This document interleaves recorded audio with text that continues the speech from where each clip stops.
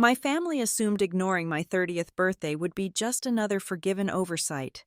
They had no idea my grandmother had spent years waiting for me to finally snap. Now, 30,000 feet over the Atlantic, I watch my phone buzz with desperate texts I refuse to answer. Across the cabin, Grandma slides a leather folder toward me containing enough legal dynamite to level our entire family legacy. This is not a pity vacation. It is a declaration of war. My name is Lauren Hayes. If you had asked me 48 hours ago who I was, I would have given you the standard, rehearsed answer I have been perfecting for a decade. I would have told you I was a data analyst living in a cramped walk-up in Chicago. I would have told you I was the responsible one, the steady one, the daughter who always picked up the phone on the first ring and the bill on the first notice. I would have told you I was 30 years old, although for most of my life, I have felt like I was 40. But right now, as I stare out the oval window of a Gulfstream G650, cruising at 45,000 feet somewhere over the cold, gray Atlantic, I am not entirely sure who I am anymore. I am certainly not the woman who bought herself a discount cupcake yesterday. That woman is dead. She died the moment I stepped onto this jet, leaving the frozen wind of Illinois for a destination that feels less like a vacation and more like a witness protection program. The cabin is silent, save for the low, expensive hum of the twin engines. It is a sound that whispers of power and insulation, a frequency that separates the people inside from the chaotic, noisy world below. The lighting is dim, a soft amber hue designed to mimic a gentle sunrise, but it does little to warm the chill that has settled deep in my marrow. I am still wearing the same beige cable-knit sweater I pulled on yesterday morning, the one with the slightly frayed cuff on the left sleeve. It smells like stale Chicago air and the cheap vanilla candle I burned alone in my apartment last night. In this cabin, surrounded by cream-colored leather and polished walnut wood, I look like a refugee from a life I have just set on fire. My phone is lying face up on the table in front of me. It has been vibrating aggressively for the last 6 hours, a relentless, angry buzz against the hard surface. I should turn it off. I should flip it over. But I cannot stop watching the notifications stack up like a digital indictment. 72 missed calls, 114 text messages. The names flash across the screen in a strobe light of panic. Mom, Dad, Kelsey, Mom, Kelsey, Dad. They are frantic. They are confused. They are probably terrified, though not for my safety, I suspect, but for the sudden disappearance of their safety net. I watch a new message slide into view, the white text box expanding on the lock screen. It is from my mother, Diane. Family doesn't turn their backs on each other just because of a forgotten birthday. Come back. We can talk about this. Kelsey is crying. I stare at the words, a week ago. That message would have crushed me. It would have sent me spiraling into a guilt-ridden panic, scrambling to apologize for having feelings, desperate to fix whatever discomfort I had caused them. The mention of my younger sister, Kelsey, crying would have been the ultimate trigger, the button they installed in my psyche when I was 5 years old to ensure I would always yield the floor to her emotions. But today, the words just look like pixels. They look like a code I have finally broken. Family doesn't turn their backs. It is a rich sentiment coming from people who did not just turn their backs on me yesterday. They erased me. Across the narrow aisle, sitting in a plush leather swivel chair that looks more like a throne than an airplane seat, sits my grandmother, Margaret. If I look like a wreck, Margaret looks like she is carved from marble. She is in her late 70s, but she possesses a vitality that is terrifying rather than comforting. She is wearing a charcoal silk blouse and tailored trousers that cost more than my car. Her silver hair is pulled back in a severe, elegant chignon, not a single strand out of place despite the fact that we have been flying through the night. She is reading a hardcover book, her reading glasses perched on the bridge of her nose, her hand occasionally reaching out to stir her black coffee with a small silver spoon. Clink, clink, clink. The sound is rhythmic, precise, and utterly calm. She does not look at my vibrating phone. She does not look at me. She just stirs her coffee. waiting. Finally, the buzzing stops, likely because the phone has temporarily exhausted itself, or perhaps because we have hit a pocket of dead air over the ocean. The silence that follows is heavy. Margaret closes her book. She places it on the table next to her coffee cup. Then, she reaches down into her oversized tote bag and pulls out a thick leather folder. It is burgundy, worn smooth at the edges, smelling of old paper and authority. She slides it across the polished table between us. It stops exactly 2 inches from my untouched glass of sparkling water. "Open it," she says. Her voice is not loud, but it cuts through the engine hum like a diamond cutter through glass. It is not a request. "Grandma," I start, my voice cracking. I haven't spoken in hours. My throat feels like it is coated in sandpaper. "I don't understand. You kidnapped me. You basically threw me in a car, drove me to a private airfield, and now we are going to Paris. I have a job. I have rent. I have—" "You have nothing," she interrupts. She picks up her coffee cup, taking a slow sip, her eyes locked on mine. They are blue, like mine, but where mine are watery and tired, hers are glacial. "You have a job that laid you off 2 days ago, though you haven't told anyone yet. You have a landlord who's raising your rent by 15% next month, and you have a family who forgot the day you were born." I flinch. The wound is still fresh, raw and bleeding. "They made a mistake," I whisper, the old defense mechanism kicking in automatically. "They're busy. Kelsey has her launch, and Mom is stressed about the house, and—" Margaret sets the cup down. The sound is sharp. "Stop it." She leans forward, and for the first time, I see a flash of anger in her composure. It isn't directed at me, but it scorches me nonetheless. "They didn't just forget your birthday. Lauren, they forgot you have a brain and a name on paper. They forgot that you are a human being and not an extension of their bank accounts." She taps a manicured fingernail on the leather folder. "Open the folder." I hesitate. My hands are trembling. I reach out and flip the heavy leather cover open. Inside, there is a stack of documents. The paper is thick, cream-colored, the kind lawyers use for things that are permanent and expensive. My eyes scan the top page, trying to make sense of the legal jargon. Articles of incorporation, shareholder agreements, real estate deeds. I flip the page, then another. Standard Oil Partners, 50,000 shares. Hayes Heritage Trust, asset valuation, $12 million. Property deed, 4400 North Lake Shore Drive, Chicago, Illinois. My breath catches in my throat. That is my parents' house, the house I grew up in, the house they told me was mortgaged to the hilt, the reason I drained my savings account 3 years ago to help them avoid foreclosure. I look closer at the text. The owner of record is listed as the Margaret V. Hayes Revocable Trust. And then, my eyes drift to the bottom of the document, to the section labeled Beneficiaries. Primary beneficiary, Lauren Elise Hayes. I blink. Sure, I am misreading it. I flip to the next document, a trust fund established 20 years ago. Primary beneficiary, Lauren Elise Hayes. A portfolio of European bonds, Lauren Elise Hayes. I look up at my grandmother. My heart is hammering against my ribs like a trapped bird. "What is this?" I ask. "Grandma, why is my name on these? Mom and Dad told me. They told me the money was gone. They told me Grandpa's bad investments wiped everything out in 2008. They told me we were barely scraping by." Margaret leans back, crossing her arms over her chest. "Your parents lie. Lauren, they lie to themselves, and they lie to you. But the worst part isn't the lying, it's the theft." "Theft?" "Identity theft, emotional theft, future theft." She gestures to the folder. "I set those trusts up for you when you were 10 years old. I knew Diane would never be able to manage money. She has a hole in her hand where discipline should be. I wanted to ensure your education was paid for, your first home secured. But every time I tried to bring it up, every time I tried to give you control, I watched you hand over your paycheck to them.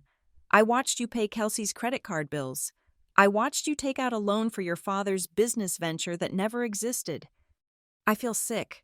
A physical wave of nausea rolls through me. I was helping family. You were feeding a parasite, Margaret says coldly.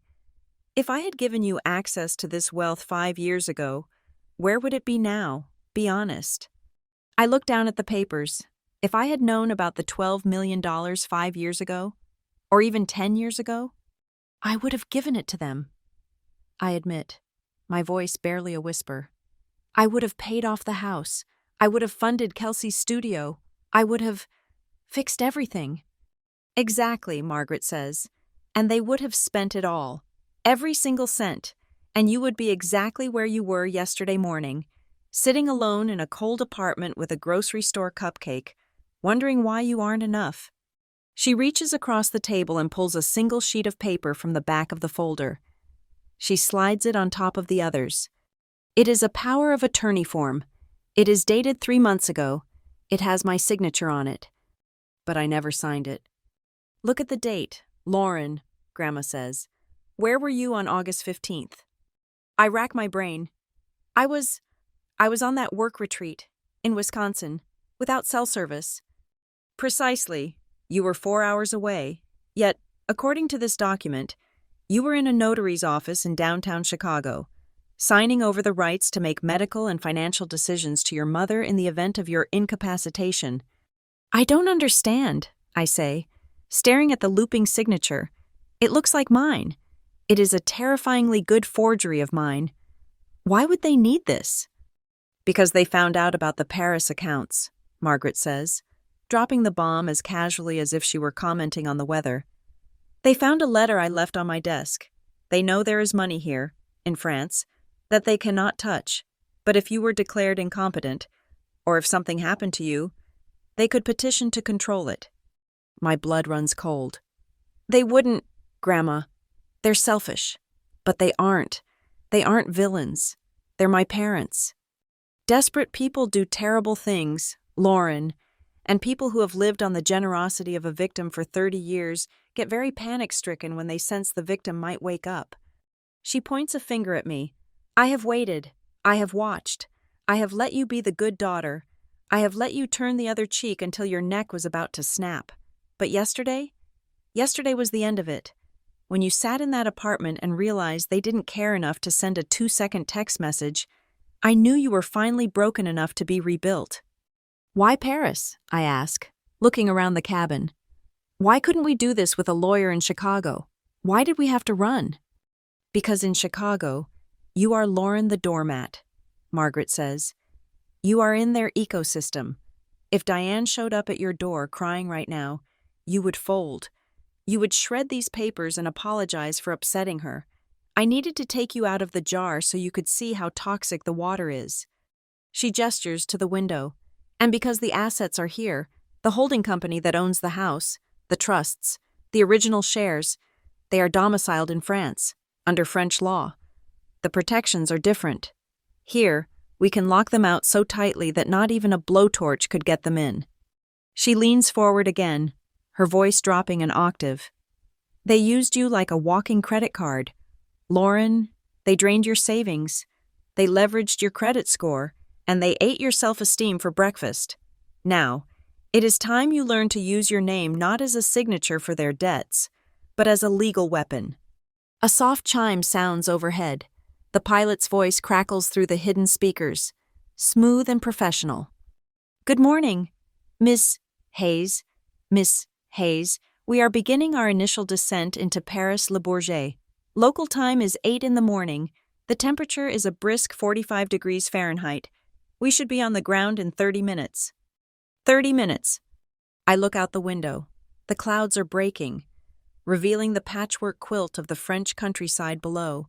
Green fields, gray roads, tiny stone houses. It looks like a different world. I look back at the folder. Lauren Elise Hayes.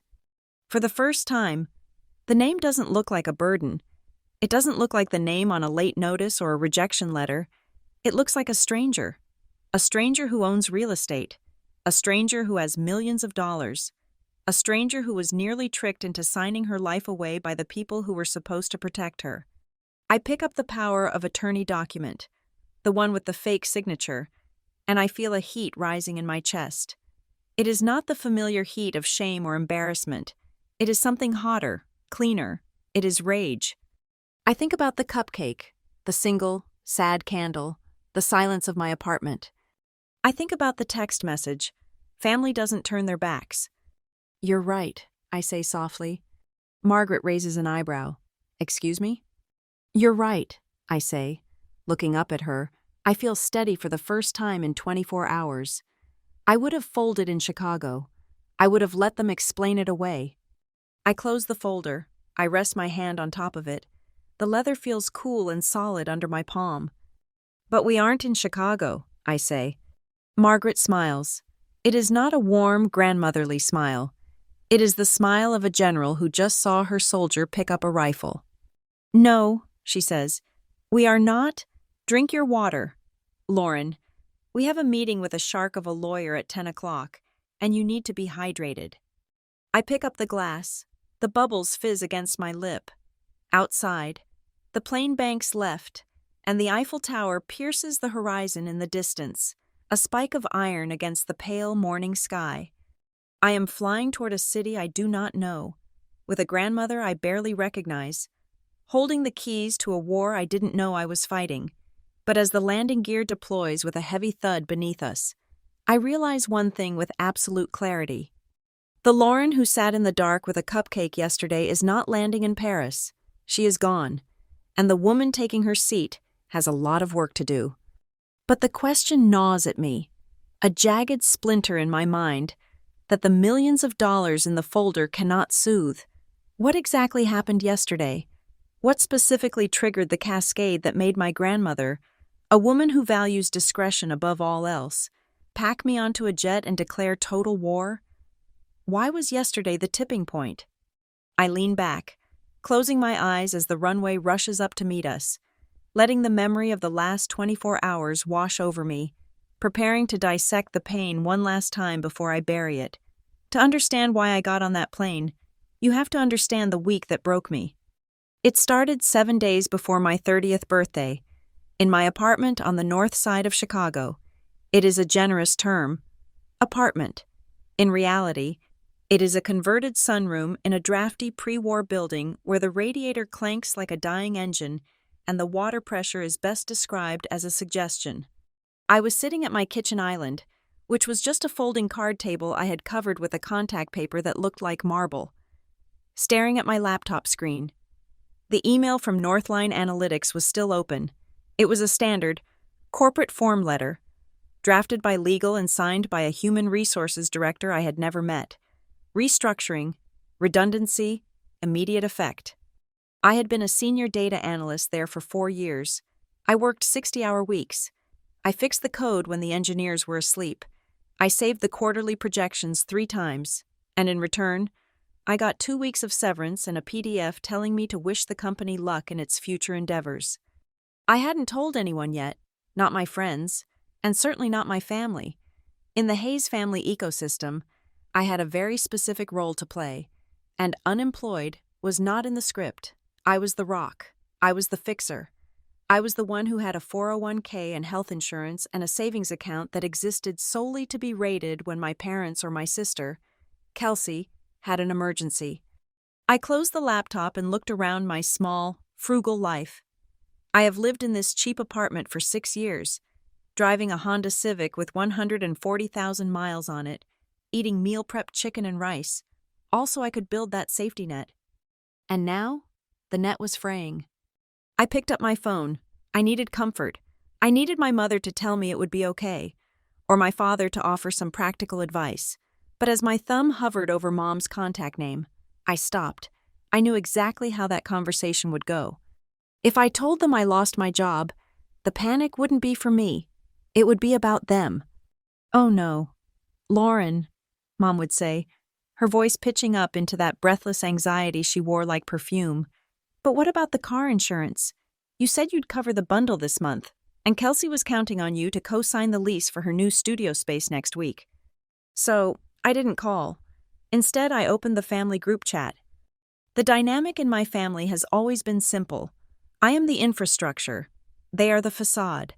I started working when I was 16 years old, bagging groceries at Jewel Osco. And I haven't stopped since. I paid for my own textbooks. I paid for my own prom dress. When the furnace broke in my parents' house during my junior year of college, I paid for the repair with money I had made tutoring calculus. My parents, Robert and Diane, are not evil people. They don't beat me. They don't scream. In fact, they are relentlessly positive. They are the kind of people who post inspirational quotes on Facebook about gratitude and abundance while their credit cards are maxed out to the limit. And then there is Kelsey. Kelsey is 26. She is beautiful, effervescent, and chronically allergic to reality. She calls herself a content creator, but in the last 5 years, that has meant everything from a failed organic soap line to a travel vlog that ended because she forgot to renew her passport. Kelsey is the dream. I am the reality check. I scrolled up in the chat history. Mom, Kelsey just had the best idea for her new branding. We need to support her vision. Dad, that's my girl. Go get 'em. Kelsey. Thanks, guys. I'm going to need about $500 for the photographer deposit, though. Anyone? And then, the inevitable silence, until I would type, I'll Venmo you. Mom, you're the best. Lauren, teamwork. That was the word they used to bludgeon me. Teamwork. But looking at that chat, sitting in my silent apartment with no job to go to on Monday, I felt less like a teammate and more like a host organism. I remembered a moment from 5 years ago. It is a memory I usually keep locked in a box because it hurts too much to look at directly. It was right after the financial crisis finally caught up with my dad's real estate speculations. I had just been accepted into a graduate program for data science, my dream program. I had spent 3 years saving every penny for the tuition. Mom had called me over for dinner. She made pot roast, my favorite.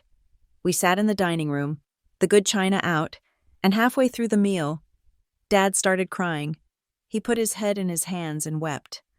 They were going to lose the house. The bank was foreclosing. Without thinking, I offered the money, $25,000. It was everything I had. It was my degree. It was my future. I wrote the check right there on the table, my hand shaking, feeling a mix of terror and pride that I could save them.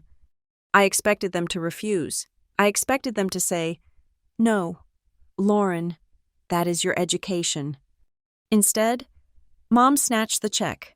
She looked at the amount, let out a sigh of relief, and then looked me in the eye and said the sentence that has haunted me ever since. "You are such a good girl, Lauren, but let's keep this between us. We don't want the neighbors thinking we are struggling. It would be embarrassing for Kelsey if people thought we were poor." She didn't say thank you. She said don't tell anyone. She took my sacrifice and hid it in the basement because it ruined the aesthetic of their success. I never went to grad school. I took the job at Northline Analytics instead because I needed immediate income to rebuild my savings, and they never mentioned the money again. It was as if the $25,000 had just materialized out of thin air, a divine intervention rather than my blood and sweat. My phone buzzed, snapping me back to the present. It was a notification from the calendar app. Lauren's 30th birthday, 1 week. 30, it felt heavy. My birthdays have always been non-events. The Hayes family tradition for Lauren's birthday usually involved swinging by the house on a Sunday because we were doing a family dinner anyway. There would be a store-bought cake, usually chocolate, which I'm allergic to, but it is Kelsey's favorite. So Mom would say, "Oh, I forgot. Just scrape the frosting off. The sponge is fine." There were never gifts. You're so hard to buy for. Mom would say, "You buy everything you need yourself." Kelsey's birthdays, however, were festivals. Last year, for her 25th, we did a winery tour in Michigan. I drove. I paid for the Airbnb. I took the photos. But this year, I wanted it to be different. 30 felt like a threshold. I wanted to be seen. I didn't want a car or a diamond. I just wanted proof that I mattered. I wanted them to plan something. I wanted them to make a reservation without me having to send the open table link. I decided to test the waters. I typed a message into the group chat. Me. Hey guys, can't believe I'm turning 30 next week. Are we doing anything? I watched the 3 little dots bubble up, then disappear, then bubble up again. Mom. Oh, honey, of course, it's a big day. Kelsey. 30. Wow, you're getting old. LOL. Mom. Don't worry about a thing. We have a plan. It's going to be a surprise. Just keep Saturday evening open. A surprise? My heart did a little traitorous flip in my chest. They had never done a surprise. Maybe they finally got it. Maybe, just maybe, after the rough year we had, they realized they needed to step up. Me. Really? That sounds nice. Do I need to bring anything? Mom. Just yourself. We are taking care of everything. Sit back and relax for once. I let out a breath I didn't know I was holding. I wanted to believe them. God. I wanted to believe them. I wanted to believe that the layoff was a sign, a chance to reset, and that my family was finally going to be the support system I always tried to be for them. Then, a second text came through. Separate from the group chat. It was from my grandmother, Margaret. Grandma. Lauren, are you free for lunch on Tuesday? I'd like to take you to the Drake, just the 2 of us, before the madness of your birthday. Grandma Margaret was the anomaly in our family. She lived in a condo downtown, dressed like a retired diplomat, and spoke very little. While my parents were chaotic heat, she was cool geometric precision. She was the only one who ever gave me anything without strings attached. Every few months, a check would arrive in the mail. $500, $1,000, always with a note on heavy cardstock. This is not a gift.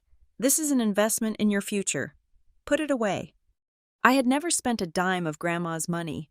It sat in a high-yield savings account, my runway fund, separate from the money I used to bail out my parents. I started to type a reply to Grandma, accepting the lunch. I loved lunch with her. She didn't talk about drama. She talked about art, or politics, or the economy. She treated me like an adult, not a utility. But before I could hit send, my phone rang. It was Mom. Lauren, hi, she chirped. Listen, Grandma just called me. She said she wants to take you to lunch on Tuesday? Yeah, I was just about to... Oh, don't bother, Mom interrupted breezily. I told her you were swamped with work. You know how she gets. She'll want to drag it out for 3 hours. And you're so busy at Northline. Plus, we want to save all the celebrating for the family party on Saturday. We don't want to dilute the specialness, right? I felt a prickle of irritation. Mom, I could have made time. I like seeing Grandma. I know. She dismissed. But let's just keep it to the core 4, okay? Family only. Grandma can be so critical. I don't want her analyzing the menu prices while we're trying to celebrate you. Let's just have a nice, relaxed time with the people who know you best. The people who know you best. Okay, I said, my voice small. Okay, Mom. Great, can't wait, love you. She hung up. I stared at the phone. I should have fought back.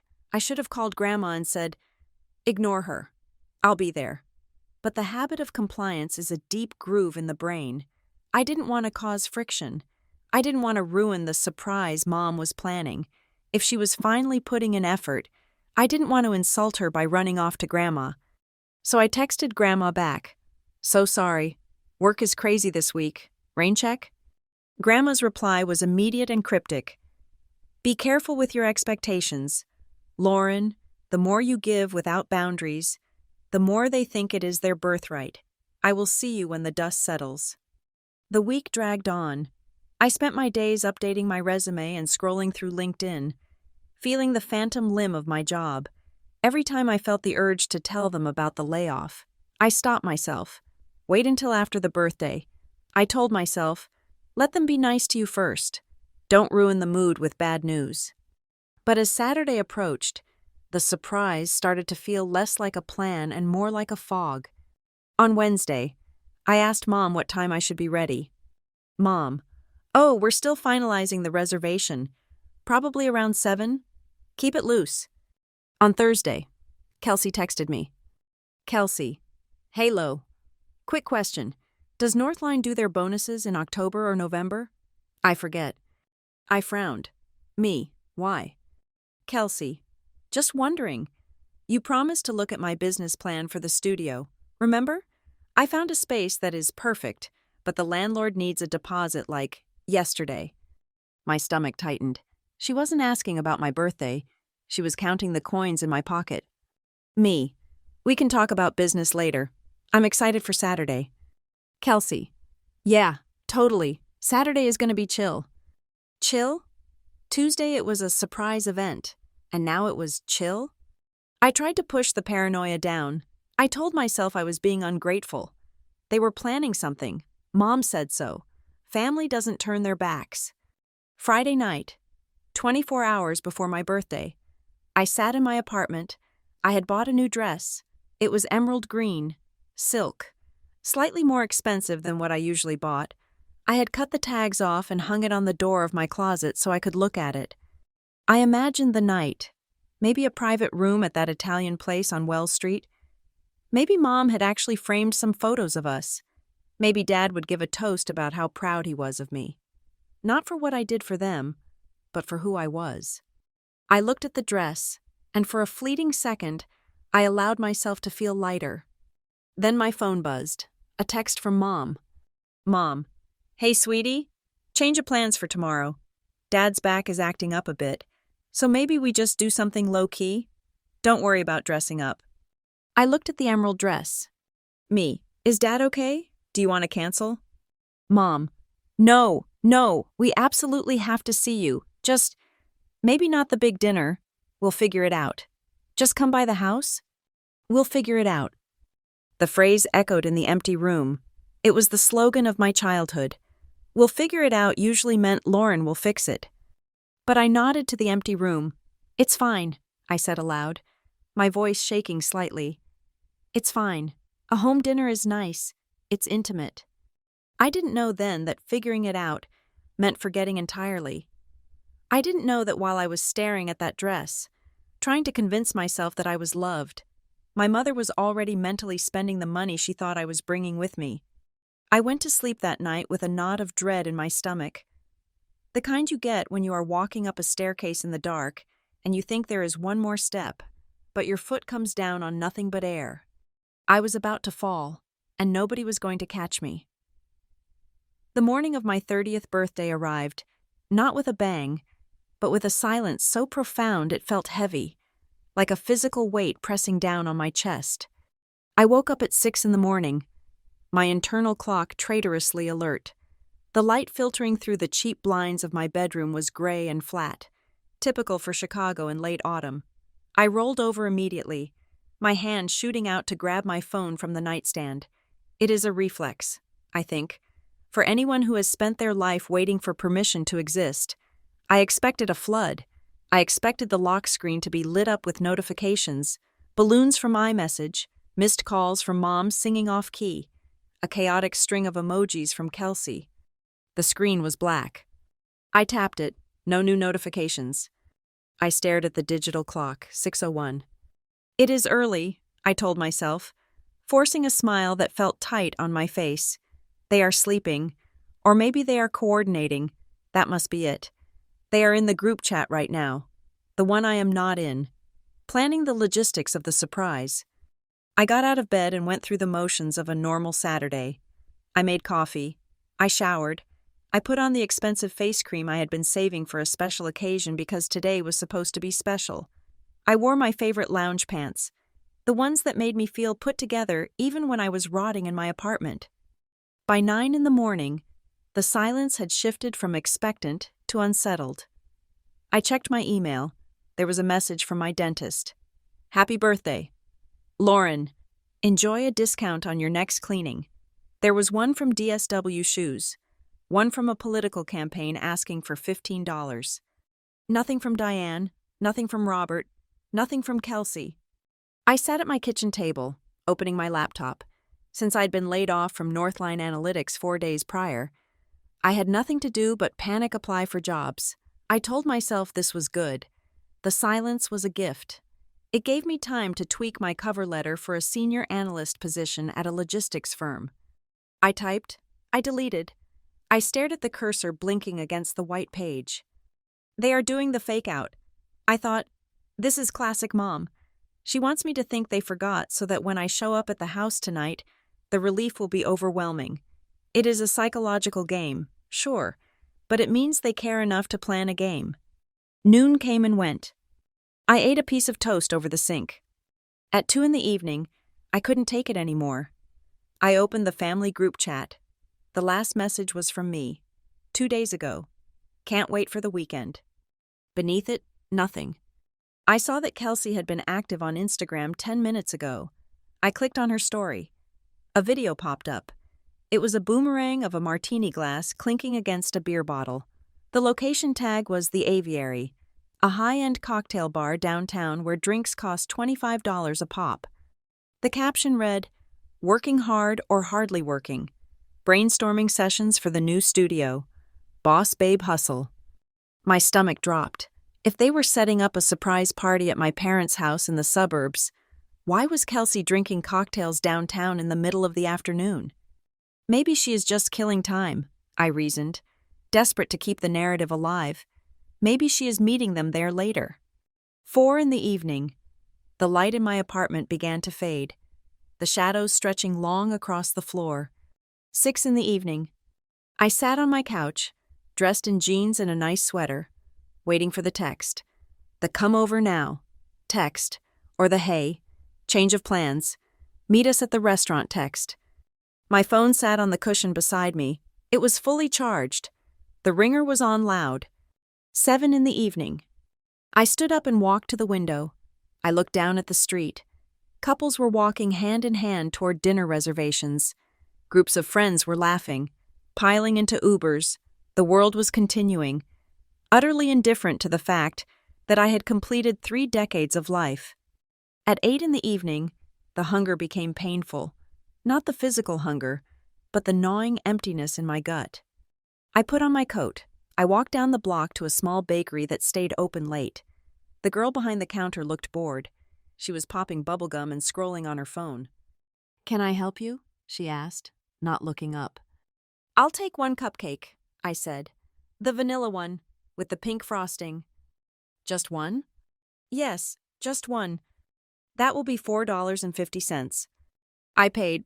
Then I paused. "Do you sell candles?" She pointed to a rack by the door. "Pack of 10 for $3. "Do you have numbers?" "Row 2. I bought a 3 and a 0. They were gold and sparkly. They looked ridiculous in my hand. I walked back to my apartment. The wind off the lake was biting, stinging my eyes. I sat at my kitchen table, the same table where I had written checks to save my parents' house, the same table where I had consoled Kelsey through 3 breakups, and I unwrapped the cupcake. I stuck the 3 and the 0 into the frosting. They were too big for the small cake. They leaned precariously to the side. I lit them with a match from a drawer. The flame flickered, casting a small, dancing shadow on the wall. "Happy birthday to you," I whispered. My voice cracked in the silent room. "Happy birthday to you." I picked up my phone. I opened the camera app. I held the cupcake up, framing my face next to the candlelight. I forced a smile. I wanted to capture this. I wanted to post it. I wanted to caption it. Self-love is the best love, and pretend I was doing this by choice.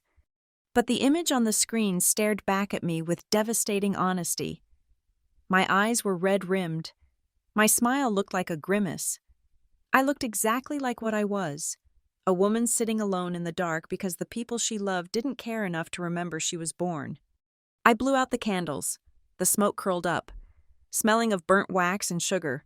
I took the candles out and licked the frosting off the bottom of the 3. It tasted like grease and chemicals. I didn't eat the cupcake. I just stared at it until the wax cooled. 9 p.m, 10. I changed out of my nice clothes and back into my pajamas. I washed the expensive face cream off my face. They didn't forget, I realized, the thought finally settling in like a stone in water. They didn't forget. They just didn't prioritize. If I had died yesterday, they would have noticed because the money transfer I send every 1st of the month would not have arrived. They would have noticed because there would be no one to call when the printer broke or the tax forms were confusing. They would have noticed my absence as a malfunction in their appliance, not as the loss of a person. 11:45 at night. I was lying in bed, staring at the ceiling, my chest aching with a dull, throbbing pain. My phone buzzed on the nightstand. My heart leaped. This is it. I thought, the apology. Oh my God. We are terrible. We fell asleep. We love you so much. Text. I grabbed the phone. The light was blinding in the dark room. It was a text from Mom. Mom. Hey, honey. So sorry to bother you late. Can you transfer $2,000 to Kelsey's account ASAP? She's short on the deposit for the studio, and the landlord says if he doesn't get it by morning, he is giving the space to someone else. I'll explain everything later. Love you. I read it once. I read it twice. $2,000. Not happy birthday. Not how are you. Not even, I'm sorry I haven't called. Just a demand, a transaction. They wanted $2,000. That was exactly the amount of the severance check I was expecting from Northline. That was my rent for the next 2 months. That was my food. That was my survival. And they wanted it for Kelsey's studio. A studio for a business that had no business plan. For a girl who was drinking $25 cocktails while I sat in the dark with a $4 cupcake. I didn't reply. I couldn't. My fingers felt frozen. I looked at the message as if it were an autopsy report. It laid bare the anatomy of our relationship. I was the bank. I was the safety net. I was the resource. I was not the daughter. I closed the text thread and opened Instagram one last time, a glutton for my own destruction. Kelsey had posted a new story 5 minutes ago. It was a photo of her and 3 friends, girls I didn't know, girls with perfect hair and designer bags. They were laughing, arms wrapped around each other, holding champagne flutes. The text overlay read, "Sometimes family is who you choose, not who you share blood with. So grateful for these souls who get me." Below it, "Celebrating, new beginnings chosen, family blessed." Something inside me snapped. It wasn't a loud snap. It was the sound of a very old, very strained rope finally giving way. I dropped the phone on the duvet. I pulled my knees up to my chest, and for the first time in 10 years, since the day I signed that check for the mortgage, I cried. I didn't cry like a child, loud and demanding attention. I cried like a ghost, silent, shaking heaves that racked my body. I cried for the little girl who tried so hard to be good. I cried for the teenager who worked double shifts. I cried for the woman who thought that if she just gave enough, eventually, someone would give something back. I cried because I realized that I could disappear tomorrow, and their only regret would be the inconvenience of it. I buried my face in the pillow to stifle the sound. Though there was no one there to hear me, I was completely, utterly alone. Then, the doorbell rang. I froze. It was nearly midnight. My building didn't have a doorman. To get to my unit door, you had to be buzzed in, or you had to have a key. Ding dong. It wasn't the aggressive pounding of a landlord or a neighbor complaining about noise. It was a polite, rhythmic tap. I wiped my face with the back of my hand. I didn't want to answer, but the ringing came again, patient, knowing. I got out of bed, pulling my robe tight around me. I walked to the front door, my heart hammering against my ribs. I looked through the peephole. I gasped and unlocked the deadbolt, swinging the door open. Standing in the dimly lit hallway of my third-floor walk-up was my grandmother, Margaret. She looked out of place in the dingy corridor, like a diamond in a gutter. She was wearing a trench coat that looked like it cost more than my entire building. Her silver hair was impeccable. In one hand, she held a white bakery box tied with a simple string. In the other, she held a small bunch of wildflowers, not the expensive roses from a florist, but sturdy, resilient purple and yellow flowers that grow on the side of the highway. "Grandma?" I choked out. How did you get in?" "I have my ways," she said calmly. "And your buzzer is broken. I walked up the fire escape." She is 72 years old. You what? She ignored the question. She looked at my face. She saw the red eyes, the blotchy skin, the devastation I was trying to hide. She looked past me into the dark apartment, spotting the single cupcake sitting on the table with the burnt-out candles. She didn't offer pity. She didn't say, "Oh, poor baby." She stepped into the apartment, the heels of her boots clicking on the hardwood floor. She set the box down on the table next to my sad cupcake. She opened it. Inside was a lemon tart, my favorite, gleaming under the kitchen light. She turned to me. Her blue eyes were fierce, blazing with a cold, hard anger that I realized wasn't directed at me, but for me. "They forgot?" she asked. It wasn't really a question. I nodded, unable to speak. I held up my phone, displaying the text from Mom asking for money. Margaret glanced at it, her expression tightening. "Good," she said firmly. I blinked, confused. "Good?" "Yes, good." She handed me the wildflowers. Her hands were warm. "It is good that they forgot," she said, her voice low and dangerous. "It is good that they showed you exactly who they are, because now you can stop pretending." She placed a hand on my shoulder. "Pack a bag, Lauren. You are not staying here tonight." "Where are we going?" I asked, wiping a fresh tear from my cheek. "To Paris," she said. "But first, we are going to eat this tart, and then it is time for you to remember who you are." I stepped back, pulling the door wider to let my grandmother into the small, stagnant air of my apartment. The space had never felt smaller or shabbier than it did in that moment, with Margaret Hayes standing in the entryway. She brought with her the scent of cold night air and expensive Guerlain perfume, a sharp contrast to the lingering smell of my extinguished candle and the stale warmth of the radiator. I gestured vaguely toward the kitchen table, the only place to sit. "I'm sorry," I mumbled, kicking a pile of laundry behind the sofa. "It is a mess. I wasn't expecting anyone." Margaret placed the white bakery box on the table with a deliberate gentleness, right next to my lonely cupcake with its leaning 3 and 0. She set the wildflowers down beside it. Then, she took off her trench coat, folding it neatly over the back of a rickety chair before sitting down. She looked like a queen holding court in a broom closet. "Sit, Lauren," she said. I sat. My hands were shaking, so I clasped them in my lap. I looked at her, really looked at her, for the first time in months. She looked tired around the eyes, but her posture was rigid, a steel rod running through her spine. "How did you remember?" I asked, the question tumbling out before I could stop it. "Mom and Dad, Kelsey, they all forgot. How did you remember?" Margaret reached into her bag and pulled out a silver cigarette case. Though she had quit smoking 20 years ago, she just turned it over in her hands, a nervous tick I had only seen once or twice in my life. "I never forgot, Lauren," she said, her voice even. "I was just waiting." "Waiting for what?"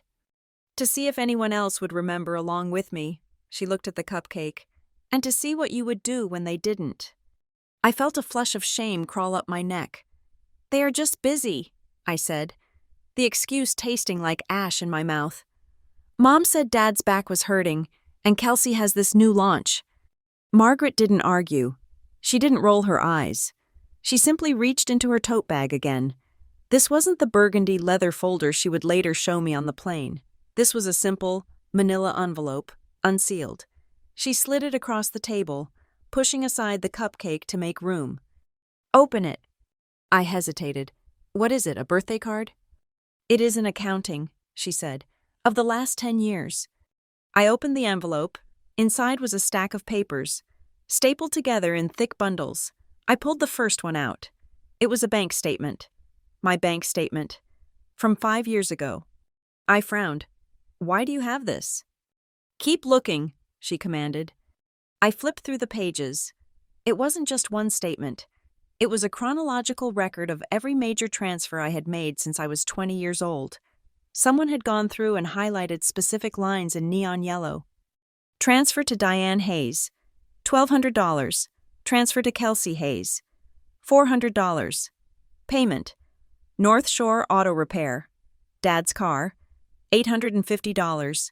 Transfer to Diane Hayes. $3,000. Page after page. Year after year. The yellow lines were a roadmap of my exploitation. I saw the transfer I made when Kelsey accidentally dropped her laptop. I saw the transfer I made when Mom said the electric bill was suspiciously high. I saw the transfer for the emergency vet bill for a dog we didn't even own anymore. At the bottom of the last page, there was a total sum written in Margaret's sharp, angular handwriting. $92,450. I stared at the number. The room seemed to tilt. 92,000, I whispered. That is a 20% down payment on a beautiful 2-bedroom condo in Lincoln Park, Margaret said softly. Or it is a master's degree, or it is a year of traveling the world. I felt sick. I thought I was broke because I wasn't working hard enough. I thought I was bad with money. You are excellent with money, Lauren, Margaret said. You are just financing 3 other adults who refuse to be. She reached out and tapped a specific line on the paper. Do you remember this one? 2 years ago, $1,500 you sent to your mother because she said the roof was leaking and they needed an emergency patch? I nodded. Yeah, it was raining for a week straight. She was crying. There was no leak, Margaret said. I went to the house the next day. The roof was dry, but 2 days later, Kelsey posted photos of a new designer handbag on Facebook. Cost? $1,500. The air left my lungs. No, Mom wouldn't. She wouldn't lie about the house crumbling. Diane lies about anything that gets her what she wants without conflict, Margaret said. She took your fear of losing your childhood home, and she monetized it. I looked up at her, my eyes stinging. How do you have these? These are private. Did you spy on me? I have a friend at the bank, a very old, very loyal friend, Margaret admitted without a shred of apology. I asked him to flag your large transfers. I needed to know. You had no right, I said, though the anger was weak, drowned out by the humiliation. You watched me?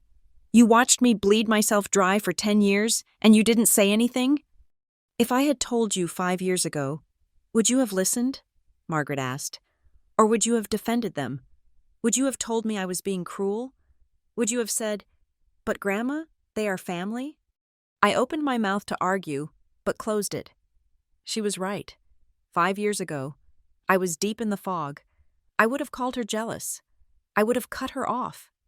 I watched, Margaret said, her voice dropping to a whisper, and it broke my heart every single day. I watched my brilliant, capable granddaughter live in a shoebox, eating instant noodles, wearing coats that weren't warm enough, just so her sister could play pretend and her parents could maintain the illusion of status. She leaned forward. I printed that total because I need you to see the truth. You are not the struggling daughter.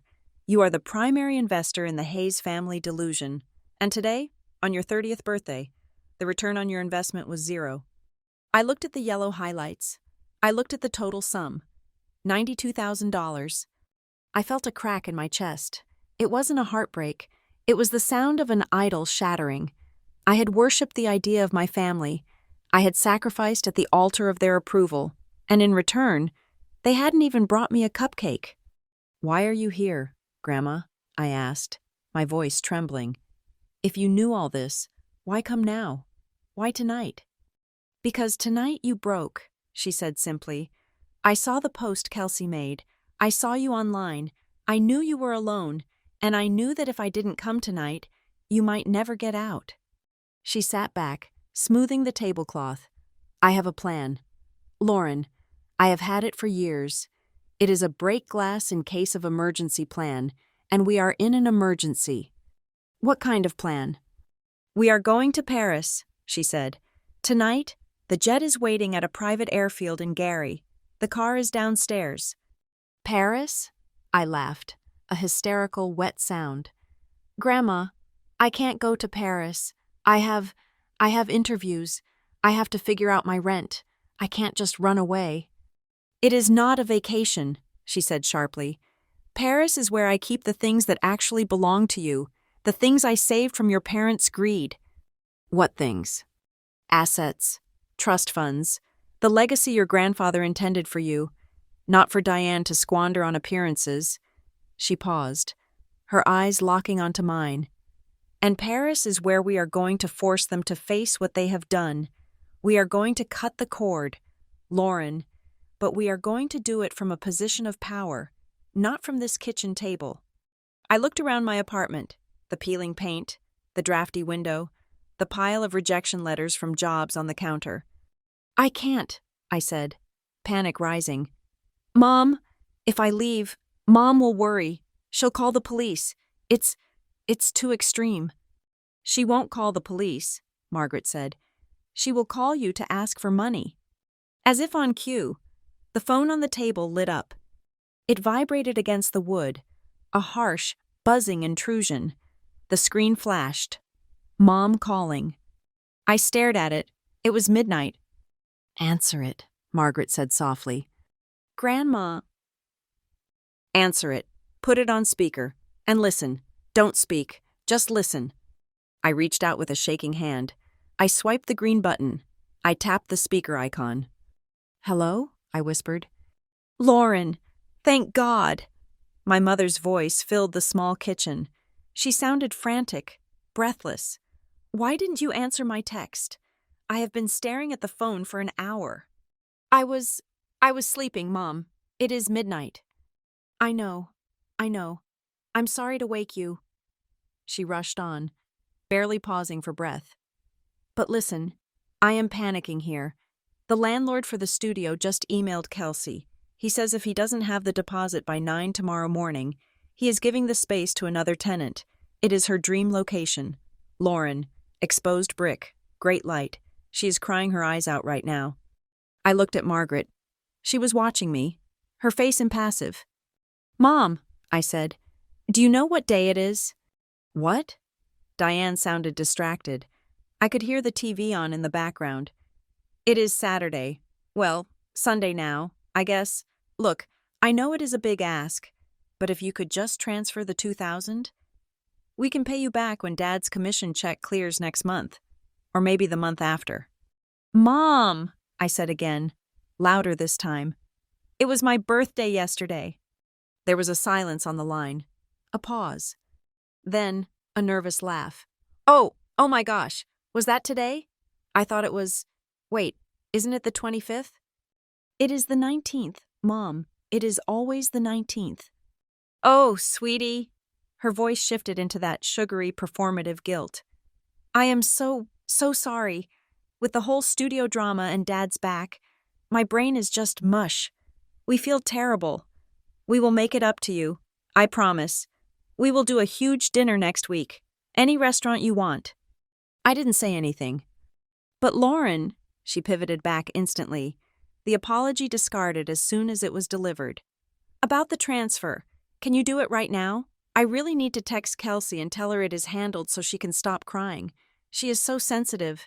You know how she gets. She didn't ask if I had a good day. She didn't ask why I was awake. She didn't ask if I had eaten a cake. She just wanted the money. She wanted the resource to function. I looked at the phone. Then I looked at the bank statement on the table. $92,000. I looked at the cupcake with the unblown candles, the symbol of my solitary, pathetic hope. And then I looked at my grandmother. She was sitting there, waiting. She wasn't pushing me. She was offering me a lifeboat in the middle of a drowning ocean. I realized then that I had a choice. I could transfer the money. I could save Kelsey's mood. I could stay in this apartment and hope that next year, maybe, they would remember. Or I could burn the bridge. Lauren, are you there? Mom's voice was getting sharp. Lauren, I need you to confirm the transfer. I took a deep breath. The air in the apartment suddenly felt different. It didn't feel stale anymore. It felt like the air before a storm. No, I said. What? The connection is bad. I thought you said no. I said no, Mom. Lauren, be serious. This isn't the time to be difficult just because we missed a date on the calendar. Kelsey needs this. I know she needs it. I said, my voice gaining strength. But I need it too. I need it for my rent, because I lost my job 4 days ago. What? I lost my job. And do you know why I didn't tell you? Because I knew you wouldn't ask how I was. You would just ask how it affected you. Lauren, that is unfair. We love you. But we can talk about this tomorrow, right now. The priority is the studio. Goodbye, Mom. Lauren, do not hang up on me. Lauren Elise Hayes. I pressed the red button. The silence that rushed back into the room was absolute. I stared at the phone for a second. Then I reached out and turned it off completely. I looked up at Margaret. She hadn't moved, but there was a new light in her eyes, a fierce, terrifying pride. I'm sorry, I said to her. I'm sorry I let them do this for so long. Margaret shook her head. Do not apologize for surviving. Just make sure you never have to survive them again. I stood up. I walked to my bedroom. I pulled my carry-on suitcase from the top of the closet. I threw in jeans, sweaters, the emerald dress I hadn't worn. I didn't pack carefully. I packed like someone fleeing a burning building. I walked back into the kitchen, zipped the bag shut, and stood by the door. I'm ready, I said. Margaret stood up. She put her trench coat back on, tying the belt with a sharp tug. She picked up the box with the lemon tart. Good, she said. Leave the cupcake. What about the flowers? I asked, looking at the wildflowers she had brought.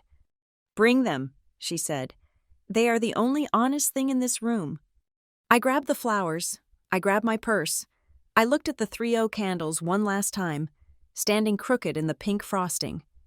I want to choose you, Grandma, I said, my voice steady, and for the first time in my life, I want to choose me. Margaret opened the door. The hallway light spilled in. Then let's go, she said. The car is running, and we have a jet to catch. I stepped out into the hallway and didn't look back. The wheels of the Gulfstream touched down on the tarmac at Le Bourget Airport with a grace that my life had lacked for the last decade. There was no jarring bump, no screech of tires, just a smooth transition from air to earth. As the plane taxied toward a private hangar, I pulled my phone out one last time before we fully entered the new reality Margaret had prepared for me. I looked at the message I had sent to my mother right before we took off in Chicago. The message that had been sitting in the ether for the last 8 hours. I cannot give any more. I need to take care of myself. It was short. It was brutal. And judging by the silence that followed, it was the most confusing thing Diane Hayes had ever read. I could picture her in the kitchen, staring at the screen, waiting for the follow-up text that usually came, the one where I apologized, the one where I said, just kidding, I transferred the money, tell Kelsey I love her. But that text was not coming. Margaret unbuckled her seatbelt across from me. She looked fresh, revitalized, as if the Atlantic Ocean had washed away the grandmotherly disguise she wore in Chicago. Put the phone away, Lauren, she said. You are not going to find any answers in that screen. The answers are here. I slipped the phone into my bag. Grandma, I said, the question that had been nagging me since takeoff finally surfacing. How do you have a jet? How do you have a lawyer in Paris? Mom always told me you lived on Grandpa's life insurance and a small pension. She said we had to be careful not to ask you for too much because you were on a fixed income. Margaret laughed. It was a dry, sharp sound. Your mother, she said, standing up and smoothing her silk trousers, believes what makes her comfortable, and believing I am a helpless old widow makes her feel superior. It makes her feel like the matriarch. She motioned for me to follow her toward the cabin door. I did not just marry your grandfather. Lauren, in 1975, I co-founded a textile and design firm called Valine. We specialized in hand-woven silks and artisanal embroidery. We were small, but we were exquisite. I stopped in the aisle. You ran a fashion company? I ran it, she corrected. My partner was the artist. I was the shark. We supplied fabric to the biggest couture houses in Paris and Milan, and 12 years ago, right around the time your father started making his disastrous real estate gambles, a European luxury conglomerate bought us out. She turned to look at me. her eyes twinkling with a secret she had kept for over a decade. They paid 45 million euros. My jaw dropped. 45 million? Cash and stock, she said calmly. I kept it quiet. I funneled it into trusts, offshore accounts, and long-term investments. If I had told Diane, do you know what would have happened? She would have spent it, I whispered. She would have eaten it alive, Margaret corrected. She would have bought houses she couldn't maintain, funded Kelsey's vanity projects, and bailed out your father's incompetence until there was nothing left but a pile of receipts. I didn't hide the money to be stingy. Lauren, I hid it to preserve it. For you. We stepped out of the plane into the crisp, gray morning of Paris. A black Mercedes sedan was waiting on the tarmac, a driver in a dark suit standing by the open door. But the checks, I said as we got into the plush leather back seat of the car. The money you sent me, the $500 here, the $1,000 there, you said those were investments. They were tests, Margaret said as the car pulled away, gliding toward the city. I needed to know who you were. If I sent you $500, did you buy a purse, or did you put it in a savings account? Did you use it to pay down your student loans? I watched every move you made. Lauren, I saw you deny yourself vacations. I saw you drive that rusted car. I saw you take the responsible path every single time. She reached over and patted my hand. You passed the test years ago. I just needed you to stop passing theirs. The drive into the city was a blur of beige stone buildings and wrought iron balconies. Paris looked indifferent and majestic, a city that had seen centuries of drama and survived it all. We didn't go to a hotel. The driver took us straight to the 8th arrondissement, pulling up in front of a heavy wooden door with a brass plaque that read, Cabinet Duval and Associates. Inside, the office smelled of beeswax, old paper, and very expensive espresso. We were ushered into a corner office with high ceilings and a view of the street below. A man rose from behind a massive mahogany desk. He was in his 60s, impeccably dressed in a three-piece navy suit, with silver hair swept back from a high forehead. Margaret, he said, his voice warm but professional. He kissed her cheeks in the French manner. It has been too long. Jean-Luc, Margaret said. This is my granddaughter, Lauren. Jean-Luc Duval turned his gaze to me. His eyes were sharp, assessing. He didn't look at me like I was a data analyst from Chicago. He looked at me like I was a new piece on a chessboard. Mademoiselle Hayes, he said, welcome to Paris. We have much to discuss. We sat down. Duval wasted no time. He opened a thick file on his desk, a twin to the one Margaret had shown me on the plane, but much more detailed. I have prepared the documents as requested, Duval said to Margaret. Then he looked at me. Lauren, do you understand what the Hayes Heritage Trust is? I saw the name on the plane, I said, but I don't really know what it means. It is a legal entity domiciled here in France, Duval explained. It holds the majority of your grandmother's liquid assets, but it also holds property. Specifically, it holds the deed to a property at 4400 North Lake Shore Drive in Chicago. I froze. My parents' house. Your grandmother's house, Duval corrected gently. Legally speaking. He slid a document across the desk. It was a deed transfer dated 5 years ago. Your parents were facing foreclosure again, Margaret said, her voice devoid of emotion. The bank was 3 days away from auctioning the house. Diane called me, hysterical. She said they would be on the street. She asked for a loan. I remembered that time. Mom had told me she sorted it out with the bank manager. She said she charmed him into restructuring the loan. I didn't give her a loan, Margaret said. I bought the note. I paid off the bank entirely. I own the house, Lauren. I let them live there rent-free. The only condition was that they pay the property taxes and the maintenance. They don't pay the maintenance, I said automatically. I paid for the water heater last year. I paid for the roof patch. Duval nodded, making a note on a yellow legal pad. Breach of contract. We can evict them within 30 days if we choose to enforce the clause.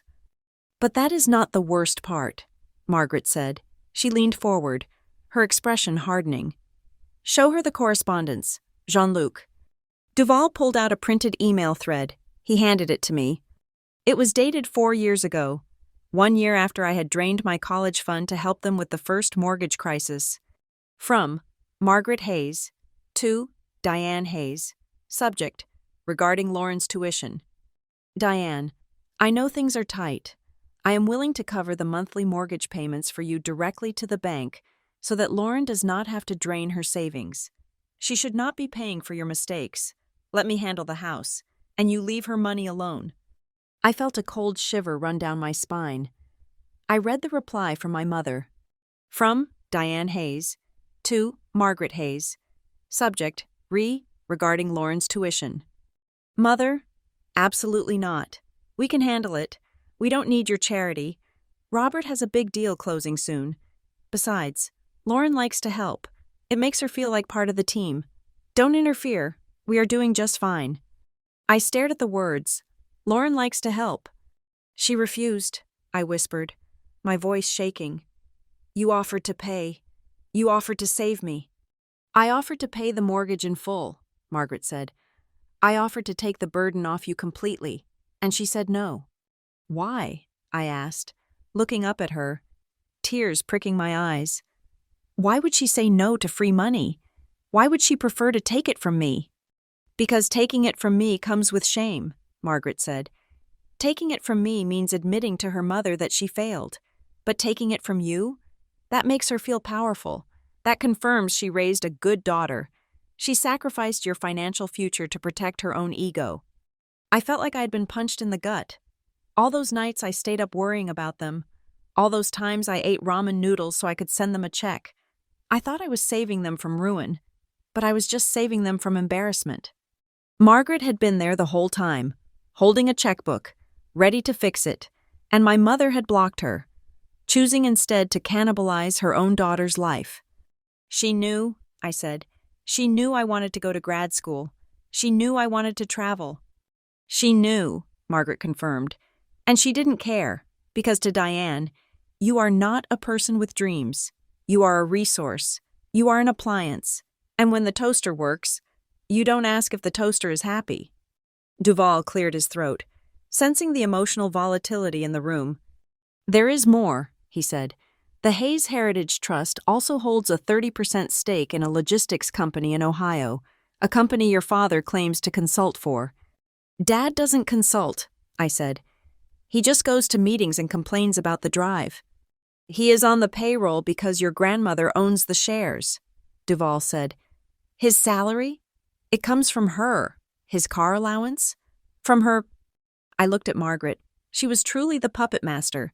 She had been funding their entire lives from the shadows, and they didn't even know the extent of it. So they have nothing, I said. Without you, they have nothing. And without you, Margaret added, they have no one to manage the chaos. Duval leaned back, clasping his hands. This brings us to the current situation. Margaret has restructured the trust. As of this morning, at 9 o'clock Paris time, you are the sole trustee of the Hayes Heritage Trust. He pushed a heavy document toward me. It was bound in blue ribbon. This means, Duval continued, that you own the house they live in. You control the shares that pay your father's salary. You control the investment accounts your grandmother set up.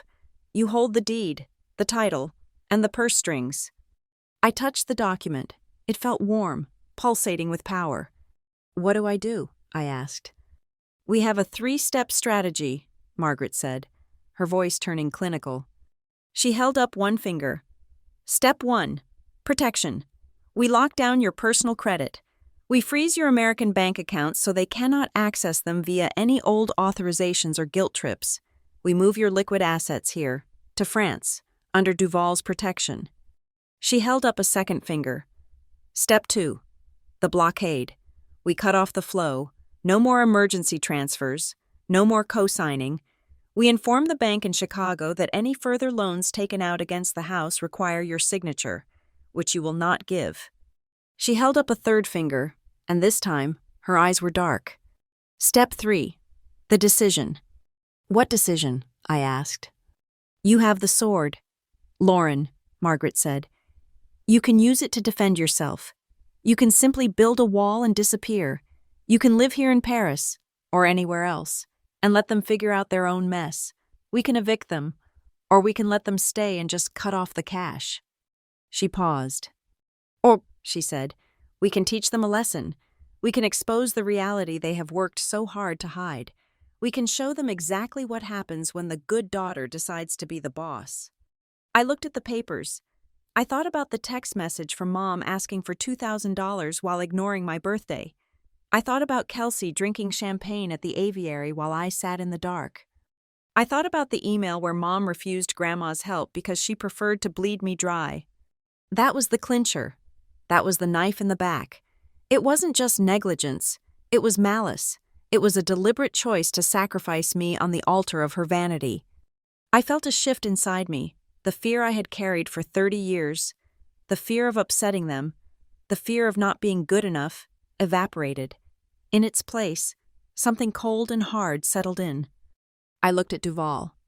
"If I sign this," I said, "I own the house?" "Yes," Duval said.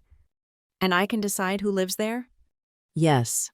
"And I can decide if Dad gets his paycheck next month?" "Technically, you can influence the board to review his contract." Duval smiled, a shark recognizing another shark. I picked up the heavy fountain pen lying on the desk. It was gold and black, weighted perfectly. "They wanted a surprise," I said quietly. Margaret smiled. It was the first time I had seen her genuinely smile since I was a child. "Yes," she said. "They did." "Then let's give them one," I said. I uncapped the pen. The ink was black, permanent. I signed my name on the dotted line. Lauren Elise Hayes.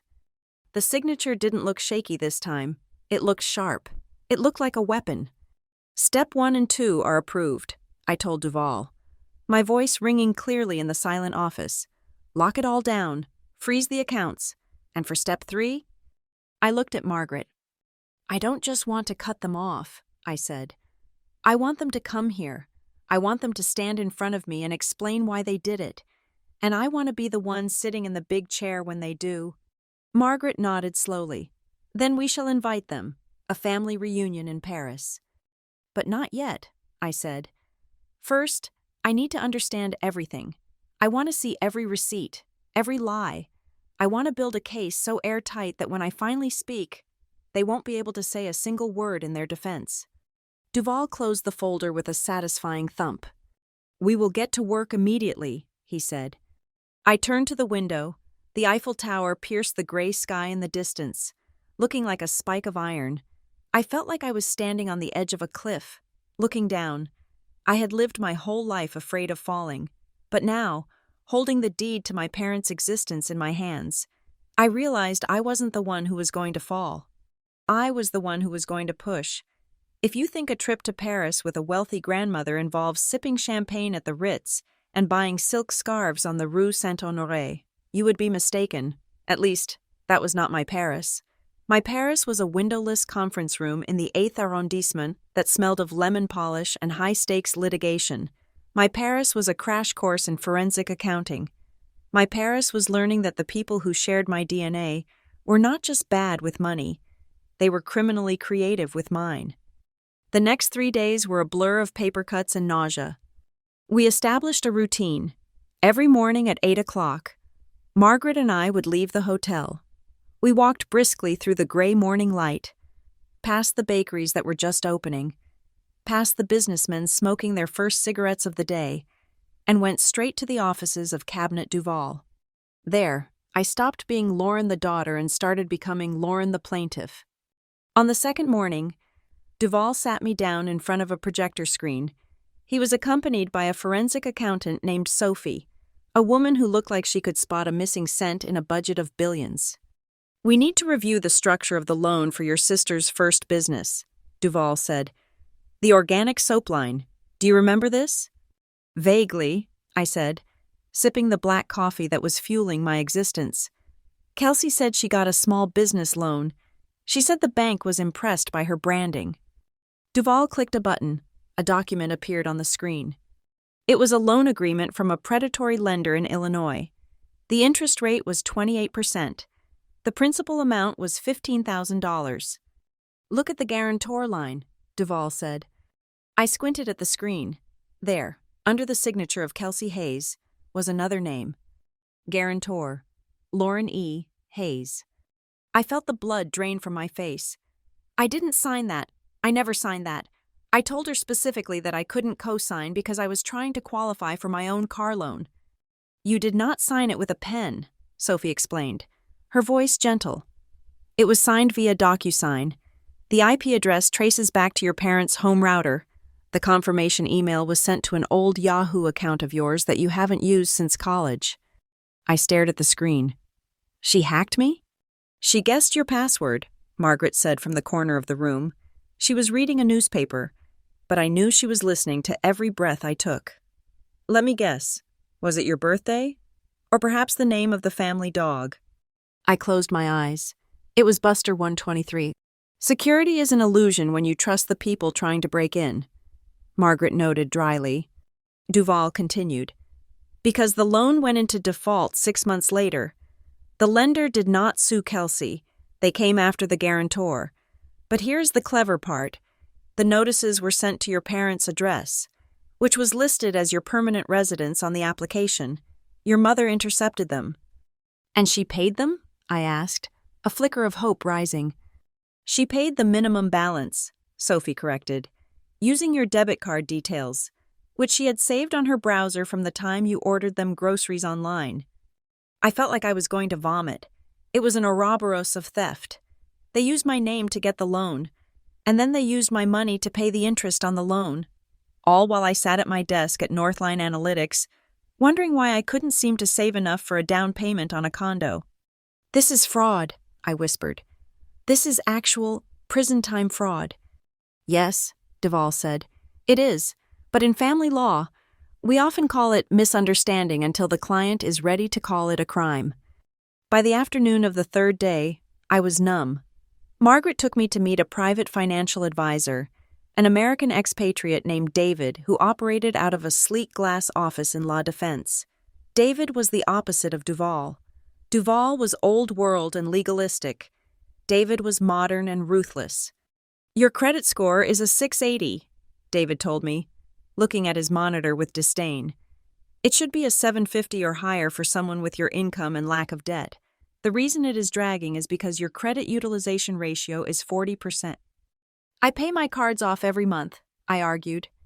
You pay your cards off, David said, but you are an authorized user on a card issued to Robert Hayes, and that card is maxed out at $12,000. My dad put me on his card? Years ago, David said, to build your credit, I assume was the pitch, but he never removed you, and now his debt is your anchor. David spent the next 2 hours teaching me how to build a firewall. We put freezes on all 3 credit bureaus. We set up 2-factor authentication on my bank accounts that required a code from an authenticator app, not a text message, so my SIM card couldn't be swapped. We drafted letters to the credit card companies disputing the authorized user status. You have to stop thinking of them as parents, David told me as he handed me a file of completed forms. In the financial world, they are identity thieves who happen to share your last name. If a stranger did this, you would call the police. The math does not care about sentiment. I walked out of that building feeling heavy, like I was wearing a lead vest. The sky over Paris was darkening, turning a bruised purple. Margaret suggested we walk along the Seine. It was cold, the wind whipping off the river, but I welcomed the bite. It made me feel alive. We walked in silence for a long time, passing tourists, taking selfies, and lovers sharing crepes. I looked at the water, black and churning. She did it to me, too, you know, Margaret said suddenly. I looked at her. She was walking with her hands deep in the pockets of her wool coat, her gaze fixed on the horizon. Mom? I asked. Diane, Margaret said. I don't like calling her mom. It implies a nurturing she never provided. She stopped and leaned against the stone wall of the quay. When your grandfather died, Diane was 25. She came to me crying about how lonely she was, how she couldn't handle her apartment rent. She moved back in, within 3 months.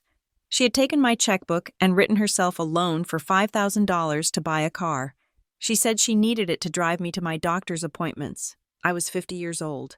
I didn't have any doctor's appointments. What did you do? I forgave her, Margaret said. I told myself she was grieving. I told myself she was young. And because I forgave her, she learned that stealing from me had no consequences. It only escalated. It wasn't until I sold the company and saw the hunger in her eyes that I realized she didn't see me as a mother. She saw me as a host. She turned to me, her blue eyes piercing. Diane has a talent. Lauren. She is a heat-seeking missile for competence. She finds people who are strong, people who are responsible, people who have a high threshold for pain, and she latches on. She drained me until I built a wall. Then she moved to your father. But Robert is weak. He couldn't carry her. So, together, they turned to you. I thought I was helping, I said, my voice breaking. I thought that is what families do. They help each other. Healthy families help each other, Margaret corrected. Parasites feed. You were not helping them. Lauren, you were enabling their dysfunction. You were the crutch that allowed them to never learn how to walk. We stood there for a long time. The lights of the Eiffel Tower began to sparkle, a manic display of joy that felt mocking. When we got back to the hotel, the emotional siege began. I turned my phone on for the first time in 12 hours. It vibrated so hard it nearly danced off the bedside table. There was a text from my mother. It was long. It was a wall of text, devoid of paragraph breaks, a stream of consciousness designed to overwhelm. Lauren, where are you? We are so worried about you. I called your apartment landlady, and she said she hasn't seen you. This is incredibly selfish behavior, disappearing like this when the family is in crisis. Kelsey is a mess. She lost the studio because the deposit didn't clear in time, and she is blaming herself, but we all know who dropped the ball here. I don't want to fight. I just want you to come home and fix this. We are a family, and families don't run away when things get tough. Call me immediately, or I'm calling the police. I read it twice. We all know who dropped the ball here. She wasn't worried about my safety. She was angry that the appliance had unplugged itself. There was still not a single mention of my birthday. Not a happy belated, not a sorry we forgot. Just an accusation that I had ruined Kelsey's dream by not paying for it. Look at this, I said, handing the phone to Margaret. She read it, her face impassive. Predictable. She is moving from guilt to threat. The police threat is a bluff. She knows if the police find you, you will tell them you are a 30-year-old woman who went on vacation. She is trying to scare you back into line. It gets better, I said. Look at Instagram. I opened the app. Kelsey had posted a new photo. It was a picture of a lease agreement, ripped in half, lying on a table next to a spilled cup of coffee. It was artfully staged, the lighting moody and tragic. The caption read, "Heartbroken today. Sometimes the people you trust the most are the ones who cut your wings just as you are ready to fly. I lost my dream studio today because of a broken promise, but I will rise. I always do. Betrayal oxic. Family rising above." I scrolled to the comments. Oh my God, Kels. So sorry. Who would do that to you? Stay strong, babe. Karma is real. And then, a comment from Mom. You are too good for this world. Honey, we will make it work. We don't need anyone but us. I felt a cold, hard laugh bubble up in my throat. It wasn't a happy laugh. It was the sound of a lock clicking shut. They are controlling the narrative, I said. They are painting me as the villain because I didn't give them money I didn't have. Let them paint, Margaret said. We are buying the gallery. She reached into her bag and pulled out a beautiful leather-bound notebook. It was dark green, the color of old money. She handed it to me along with a heavy pen. What is this? I want you to write it down, she said. Everything, not the numbers. Sophie has the numbers. I want you to write down the memories. Every time they made you feel small. Every time they asked for money and made you feel guilty for hesitating. Every time they forgot you. Why? Because human memory is faulty, Margaret said. Especially when we love the people who hurt us. In a week, you will start to soften. You will read that text from your mother and think, maybe she was just stressed. You will see a picture of Kelsey smiling and remember when she was 5. I need you to write down the truth so you can read it when your resolve starts to crack. I took the notebook. I sat at the desk in the hotel room. I opened to the first page. I wrote, the time I had a fever of 103, and Mom asked me to drive Kelsey to the mall because she didn't want to go out in the rain. I wrote, the time Dad borrowed my car, scratched the entire side of it, and told me it was there when he took it. I wrote, the time Kelsey stole my debit card to buy concert tickets, and Mom told me not to report it because it would ruin Kelsey's record. I wrote for hours. My hand cramped, the pages filled with ink. It was an exorcism. With every line, the image of my family shifted. They weren't a quirky, chaotic clan that loved each other. They were a system, a machine designed to extract resources from the most willing component. And I was the engine they were burning out. The forgotten birthday wasn't an accident. It wasn't a slip. It was the ultimate proof of my status. You don't celebrate the engine. You don't buy a birthday cake for the ATM. You just kick it when it doesn't dispense cash. I finished writing around midnight. I walked out onto the balcony where Margaret was standing, looking out at the lights of Paris. The Eiffel Tower was dark now, standing like a silent sentinel. The air was frigid, but I didn't feel it. I felt hot with a new, unfamiliar energy. Margaret turned to look at me. She saw the notebook in my hand. She saw the set of my jaw. You have seen the numbers, she said. You have seen the legal documents. You have written the history. She gestured toward the city below, toward the invisible line that connected us back to Chicago. So now I have to ask you the question. Lauren, the real question. I waited. Do you want to just protect yourself? Margaret asked. We can sign the papers, secure the trust, and you can live a quiet life. You can ghost them. You can change your number and never speak to them again. She paused. Or, she said, do you want to end the game?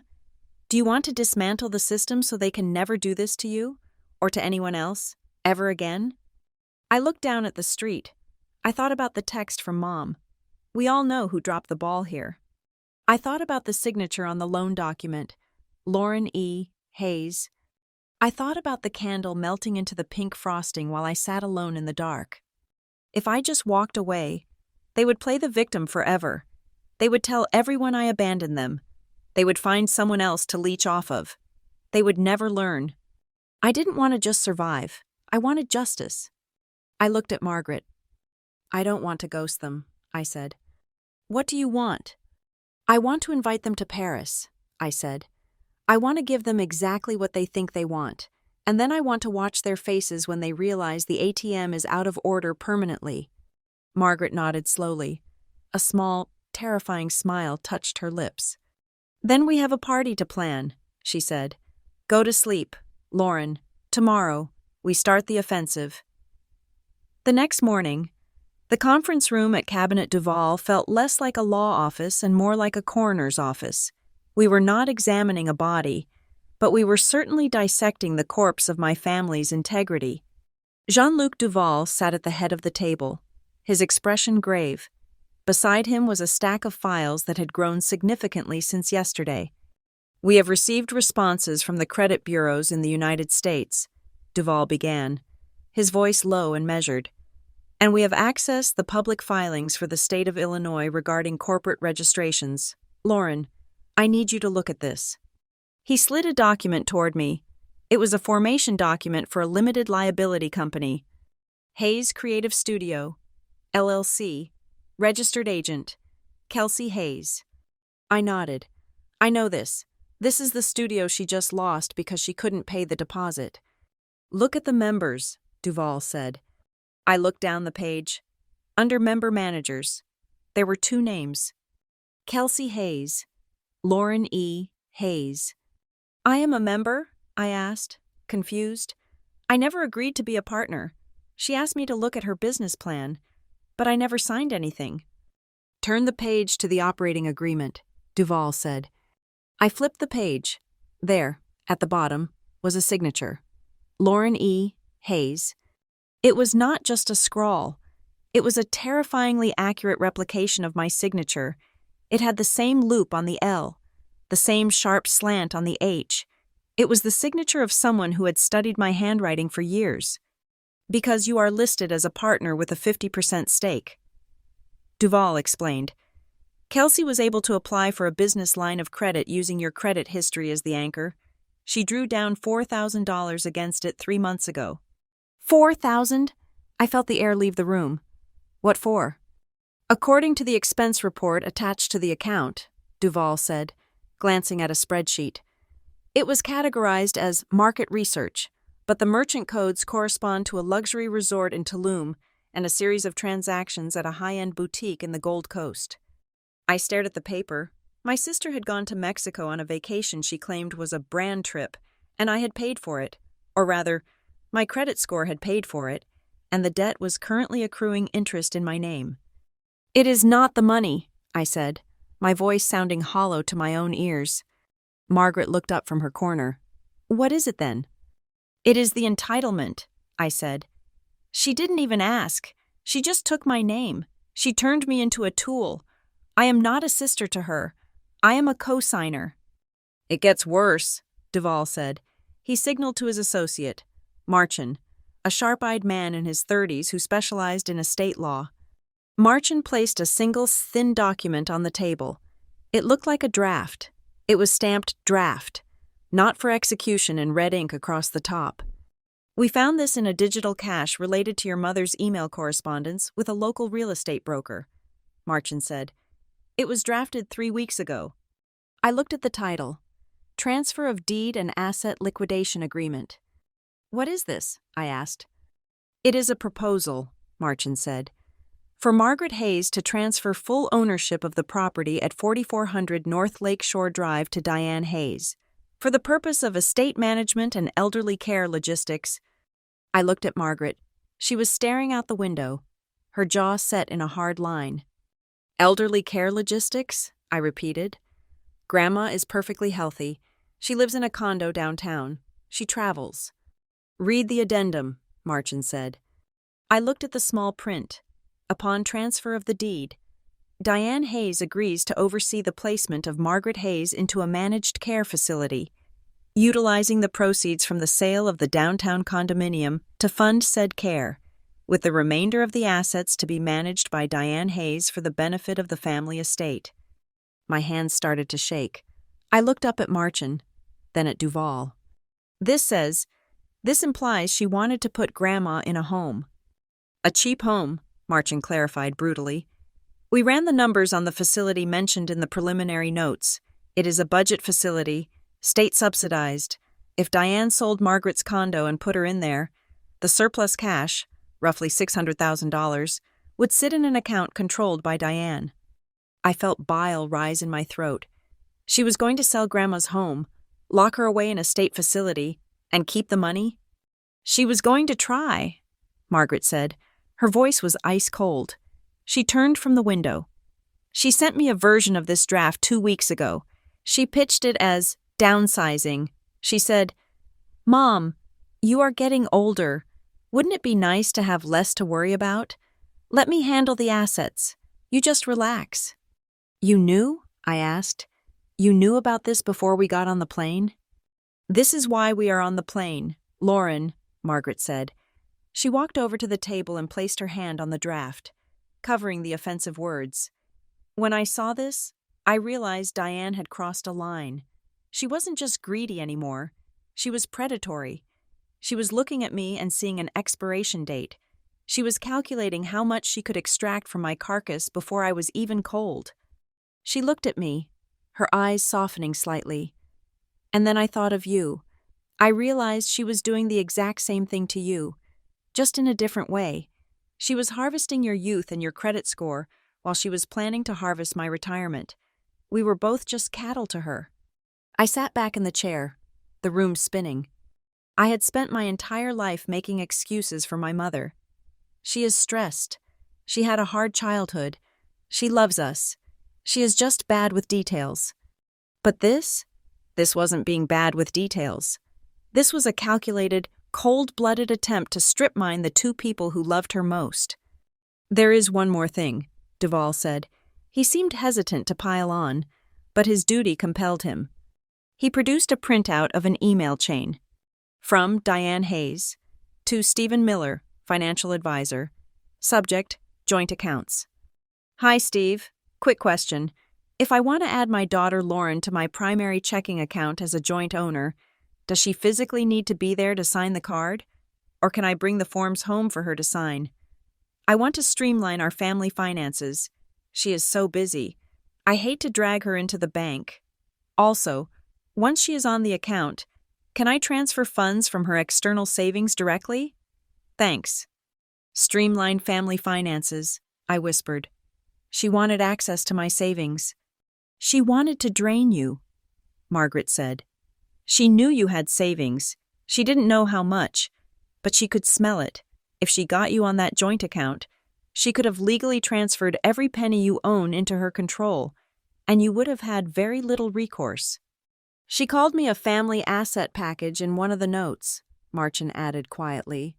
I stood up. I couldn't sit there anymore. I walked to the corner of the room, pressing my forehead against the cool plaster of the wall. She is my mother, I said, my voice cracking.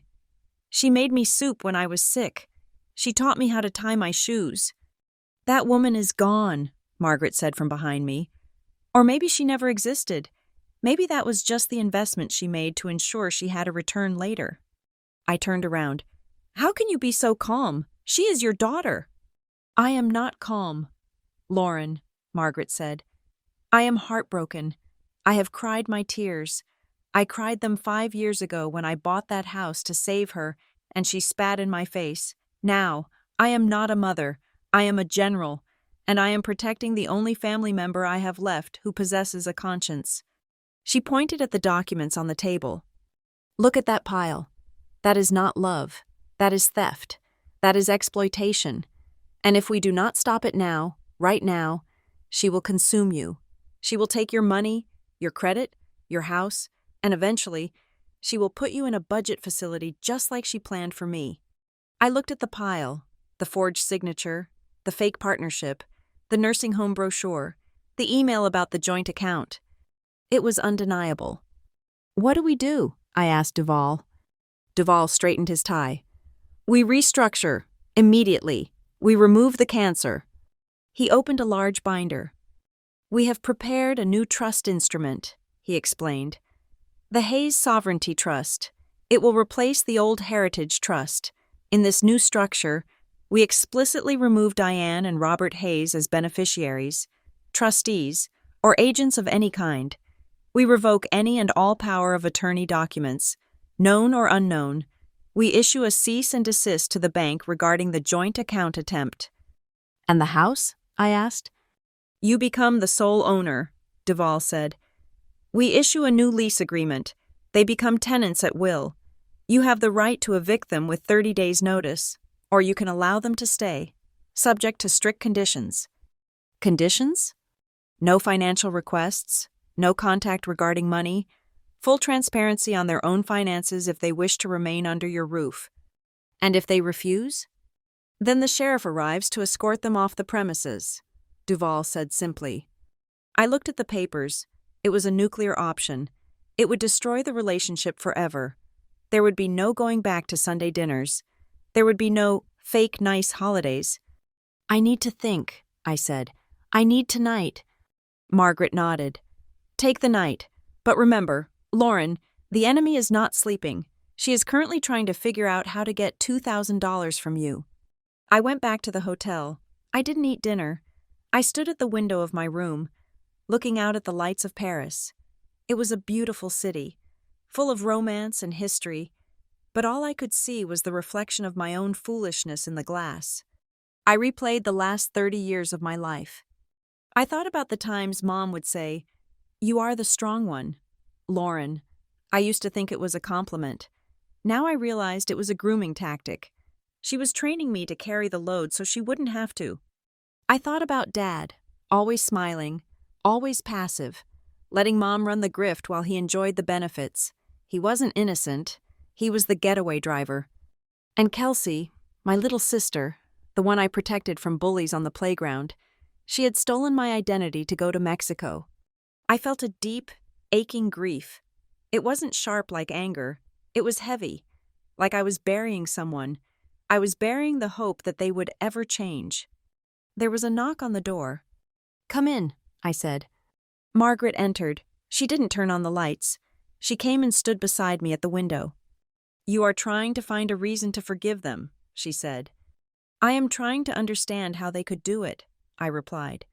"I keep thinking, maybe if I had just given them more money, they wouldn't have had to steal. If you give a vampire blood, it does not decide to become a vegetarian," Margaret said. "It just gets hungrier." She turned me to face her. "Lauren, listen to me. Forgiveness is a luxury. It is something you do for yourself. Years from now, when you are safe and they can no longer hurt you. Forgiveness is for the future. Protection is for the present." She took my hand. "You are standing in a room with a woman who loves you enough to fly you across an ocean to save you. Do not dishonor that love by throwing yourself back into the pit with people who see you as a checking account." I looked at her. I saw the lines on her face, the strength in her eyes. She had saved herself, and she had come back for me. "Okay," I said. "Okay." "Duval needs a decision by morning," she said, "about how we tell them." "How we tell them?" "We have executed the documents," Margaret said. "The legal work is done. The assets are safe. The question is, do we send a letter? Do we let a process server handle it? Or what? Or do we bring them here?" I said, finishing her thought. "Do we make them look us in the eye?" Margaret nodded. "It is the dangerous path.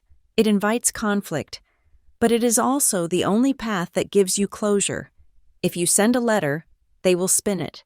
They will tell the neighbors you went crazy. They will tell Kelsey's followers you abandoned them. But if they are here, if they are in the room, then there is nowhere to hide," I said. I looked back at the Paris skyline. I felt a cold resolve settle in my chest. It was over. The Lauren who bought the cupcake was dead. The Lauren who stood in this hotel room was the owner of a $12 million trust, the landlord of her parents' house, and the woman who was done being a victim. "Call Duval," I said. "Tell him to prepare the invitations." "Invitations?" "Yes," I said, a dark smile touching my lips. "Tell them we are having a party. Tell them Grandma is feeling generous and wants to discuss family legacy. Tell them whatever they need to hear to get them on a plane." "You want to ambush them?" "No," I said. "I want to give them a performance review." Margaret squeezed my hand. "It will be brutal." "I know," I said, "but for the first time in 30 years, I am holding the pen." The decision to not run away was the hardest one I have ever made. It would have been so easy to let Margaret sign the papers, transfer the assets, and then vanish into the European mist. I could have changed my phone number, moved to a small town in Provence, and spent the rest of my life pretending that the Hayes family of Chicago did not exist. But ghosts have a way of finding you if you do not bury them properly. If I ghosted them, I would always be the villain in their story. I would be the unstable daughter who snapped and abandoned her loving family. Kelsey would monetize my disappearance for sympathy likes. Mom would play the martyr at church.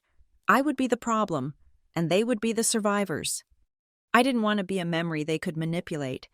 I wanted to be a reality they had to face. "We bring them here," I told Margaret the next morning. "We bring them to Paris." Margaret nodded, her eyes gleaming with approval. "Then we need bait. Diane will not come for a reconciliation. She is too proud, but she will come for money." We crafted the narrative carefully. Margaret made the call on a Tuesday afternoon. She put it on speakerphone so I could hear, but I stayed silent, a ghost in the room. "Diane," Margaret said, her voice trembling slightly, a masterful affectation of frailty. "I am in Paris with Lauren. We have been doing a lot of thinking. I am getting older. And this situation with the house, well, perhaps it is time we settled the estate matters while I am still clear-headed." I heard my mother's intake of breath on the other end of the line. It was the sound of a predator smelling blood. "Oh, Mom," Diane cooed, her voice instantly shifting from aggressive to solicitous. "I am so glad you called. We have been worried sick about Lauren. Is she okay? Is she behaving?" "She is confused," Margaret lied smoothly. "But we want to make things right. I want to fly you, Robert, and Kelsey out. First class. We can have a belated birthday dinner for Lauren, and then we can sit down with my lawyer and sign the papers regarding the house and the trust. I think it is time you had more security. Diane." That sounds wonderful. Mom," Diane said. I could practically hear her calculating the square footage of the Lakeshore Drive house in her head. "We can be there by Friday." "Good," Margaret said. "Pack for a few days. We have a lot to discuss." As soon as the call ended, the machinery of our plan roared into life. Diane and Kelsey didn't see a trap. They saw a victory lap. Within 2 hours, Kelsey had posted a photo on Instagram. It was a picture of her passport next to a glass of white wine. The caption read, "Paris bound. Sometimes families hit rough patches, but love always wins. Going to get my big sis and bring our family back together. Paris family, first reunion." I stared at the screen. Bring our family back together. It was a lie so bold it was almost impressive. She wasn't coming to bring me back. She was coming because she thought she was about to inherit a fortune. While they packed their bags in Chicago, dreaming of spending money they didn't have, I spent 3 days in a grueling boot camp of psychological and legal warfare. My mornings were spent with Duval and his team. We weren't just reviewing documents, we were building a weapon. "This is the binder," Duval said, sliding a 3-inch thick black folder across the mahogany table. "We will place this in front of you during the meeting." I opened it. It was a masterpiece of evidence. Tab 1. The forensic accounting, a line-by-line breakdown of every dollar I had sent them over 10 years, totaling over $92,000. Tab 2. The fraud, the loan documents for Kelsey's business with my forged digital signature, the credit card statements showing my father's debt, anchored to my social security number. Tab 3. The betrayal. The emails between Diane and her broker attempting to sell Margaret's condo and put her in a nursing home. The emails attempting to gain access to my savings account. Tab 4. The new law. The restructure of the Hayes Sovereignty Trust, designating me as the sole owner of the house they slept in. "You do not need to memorize it," Duval said. "You just need to know it is there. It is your shield." But the legal preparation was the easy part. The emotional preparation was the torture. Margaret had arranged for me to see an American therapist living in Paris, Dr. Aris. She was a stern, sharp woman who specialized in high-conflict family dynamics. "You are going into a room with people who have trained you for 30 years to comply." Dr. Aris told me, "Your mother uses guilt like a guided missile. She knows exactly where your buttons are because she installed them." "I know," I said. "I'm afraid I'll freeze. I'm afraid she'll start crying and I'll just fold. I always fold." "You fold because you are trying to manage her emotions," Dr. Saris said. "You think that if she is upset, it is your job to fix it. That is the role you were assigned, the fixer." She leaned forward. "But you are not the fixer anymore. You are the mirror. Your job in that meeting is not to make them feel better. It is to reflect their behavior back at them. If she cries, you let her cry. If she yells, you let her yell. You observe. You do not absorb." We practiced. Duval played my father, passive and apologetic. Margaret played my mother, sharp and accusatory. "How could you do this to us?" Margaret would shout, channeling Diane perfectly. "After all we sacrificed for you." "I am not discussing the past," I would practice saying, my voice shaking at first, then growing steadier. "I am discussing the facts on the table." "You are selfish." "I am protecting myself." "We are family." "Family does not steal." By Thursday, the day before their arrival, I felt like a wire pulled so tight it hummed. Margaret had rented a private salon in a historic hotel near the Place Vendôme. It was chosen carefully. It was intimidatingly elegant: velvet chairs, crystal chandeliers, oil paintings of stern ancestors on the walls. It was not a place for a cozy family chat. It was a place for treaties to be signed or wars to be declared. "It is neutral ground," Margaret explained. "But it is our ground. Duval has an office in the building. We control the environment. There will be no screaming match in a living room. They will have to maintain decorum." Thursday night, my phone started buzzing. They were at O'Hare Airport. They were boarding. Then, the in-flight Wi-Fi texts started arriving. "Mom, just took off. So excited to see you. Sweetie, I know things got a little heated last week, but we are going to put all that behind us. Dad is already talking about how we can remodel the kitchen once the trust is sorted." She was already spending the money. She was remodeling a kitchen in a house she didn't know I now owned. "Kelsey, hey Lo, can we go to the Chanel store on Saturday? I saw this bag that would be perfect for my new era. Since Grandma is in a giving mood, maybe you can put in a good word for me? LOL." I read the messages sitting on the balcony of my hotel room. The air was crisp and smelled of rain and city dust. I didn't reply. Every unanswered text felt like a small brick being laid in the wall I was building. I thought about the Lauren they were expecting to meet. They were expecting the Lauren who apologized for taking up space, the Lauren who would see them and immediately feel guilty for making them travel. They were expecting the doormat.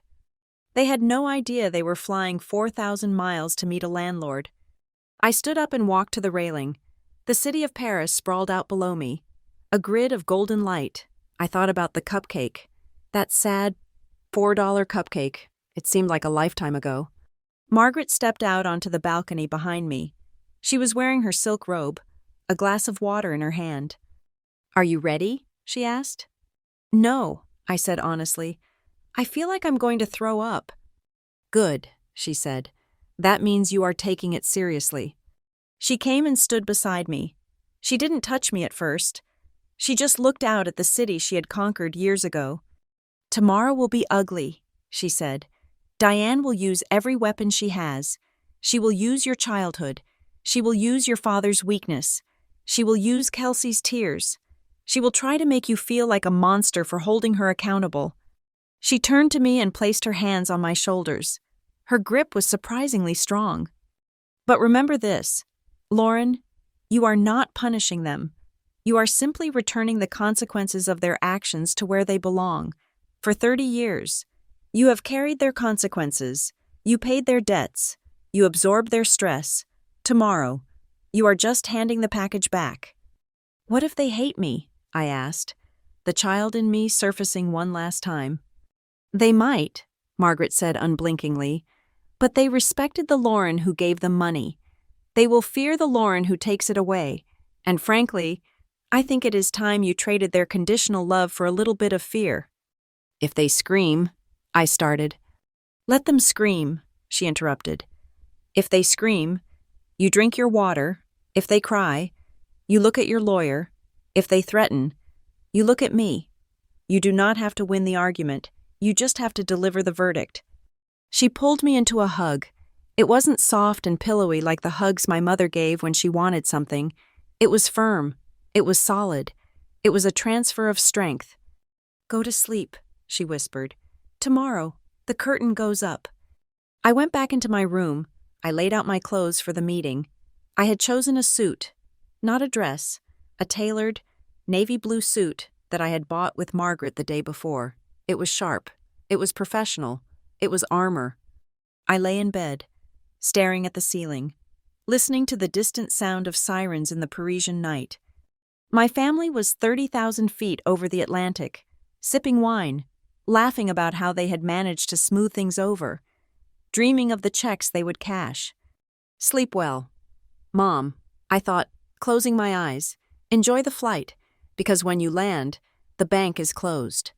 The private salon Margaret had rented at the Hôtel de Crillon was a masterpiece of intimidation. It was not a room designed for warm family reunions. It was a room where treaties were signed and empires were divided. The walls were lined with silk damask. The chandelier overhead dripped with crystal, and the long mahogany table in the center gleamed like a frozen lake. We sat on one side of the table. Margaret was in the center, looking like the monarch of a small, steel-spined nation. Jean-Luc Duval sat to her right, his binders stacked with geometric precision. I sat to her left, wearing my navy suit, my hands folded on the leather notebook Margaret had given me. On the other side of the table, 3 empty velvet chairs waited. At exactly 10 in the morning, the double doors opened. My mother, Diane, swept in first. She was wearing a beige cashmere coat and a silk scarf that I recognized immediately as a Hermès knockoff she had bought online. Her face was flushed with the excitement of travel and the anticipation of money.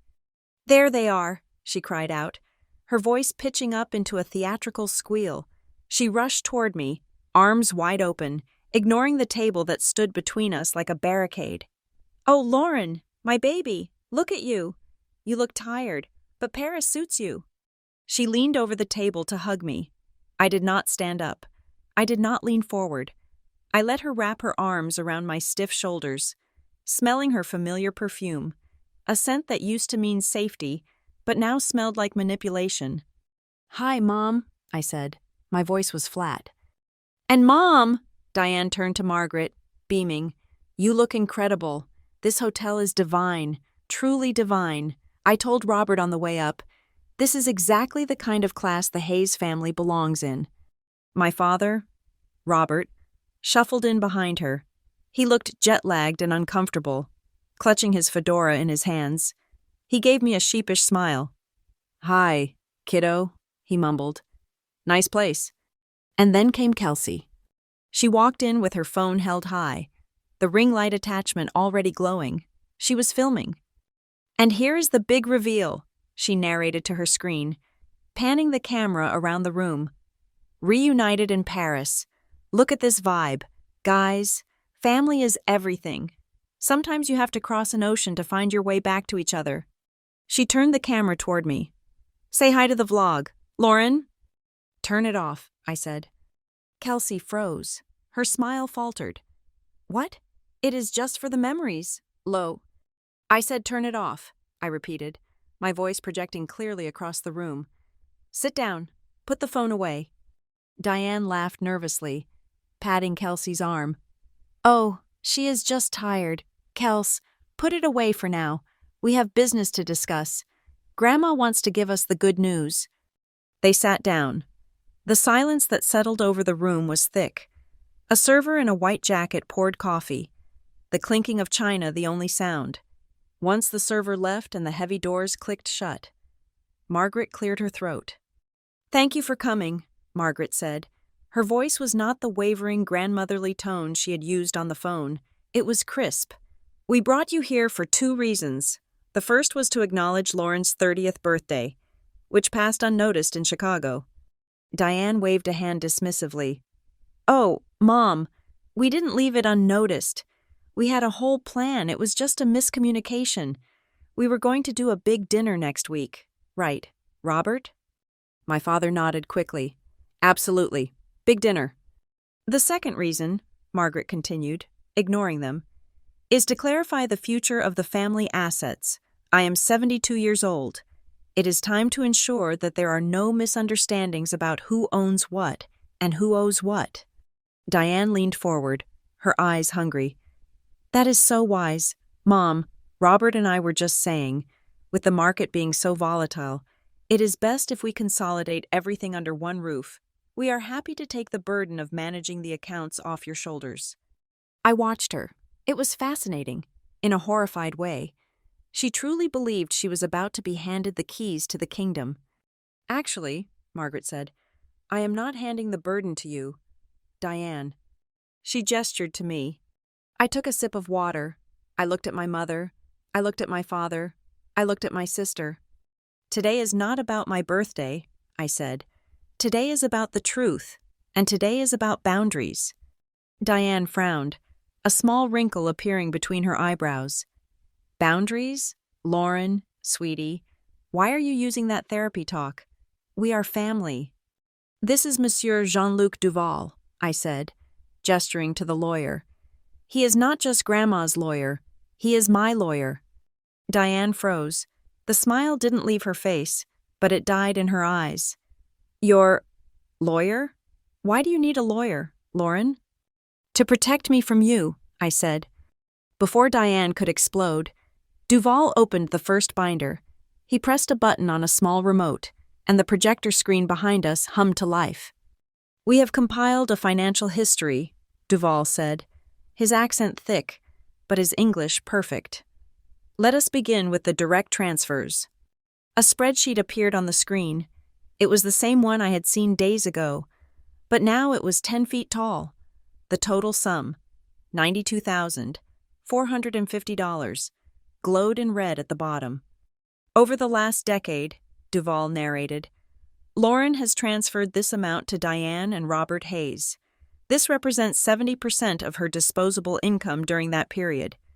We paid for her college, Diane snapped, her defensive instincts kicking in instantly. We raised her. You count pennies between family? That is vulgar, Mother. Lauren paid for her own college with loans, Margaret corrected sharply. Loans she is still paying off because she gave her cash to you. Duval clicked the next slide. It was the forged loan document for Kelsey's Hayes Creative Studio. This is a loan taken out 3 months ago, Duval said. The guarantor is listed as Lauren Hayes. The signature is digital. The IP address is the Hayes family residence in Evanston. Kelsey gasped. She looked at the screen, then at me. I was going to tell you. I just needed the approval quickly. The system was glitching, so I helped it along. I was going to pay it back before you even knew. You forged my signature, I said. That is a felony, Kelsey. It is not helping it along. It is bank fraud. I am an artist, Kelsey cried, tears instantly springing to her eyes. I don't understand these forms. I just wanted to build something. Why are you attacking me? I thought you supported my dreams. Duval clicked again. The screen changed to a series of credit card statements. Robert Hayes, Duval said, looking at my father. You added Lauren as an authorized user on your American Express card 6 years ago. You told her it was to build her credit. Instead, you maxed out the card to $12,000 and made minimum payments, dragging her credit score down by 80 points. Dad looked down at his hands. I had a cash flow problem. The commission checks were late. I didn't want to worry you girls. So you anchored your debt to your daughter, Margaret said. Diane slammed her hand on the table. Stop this. Stop this right now. What is this? A trial? We flew all the way here for a nice dinner and you ambush us with spreadsheets? We are your family. We do everything for each other. She turned to me, her eyes wide and pleading, switching tactics in a heartbeat.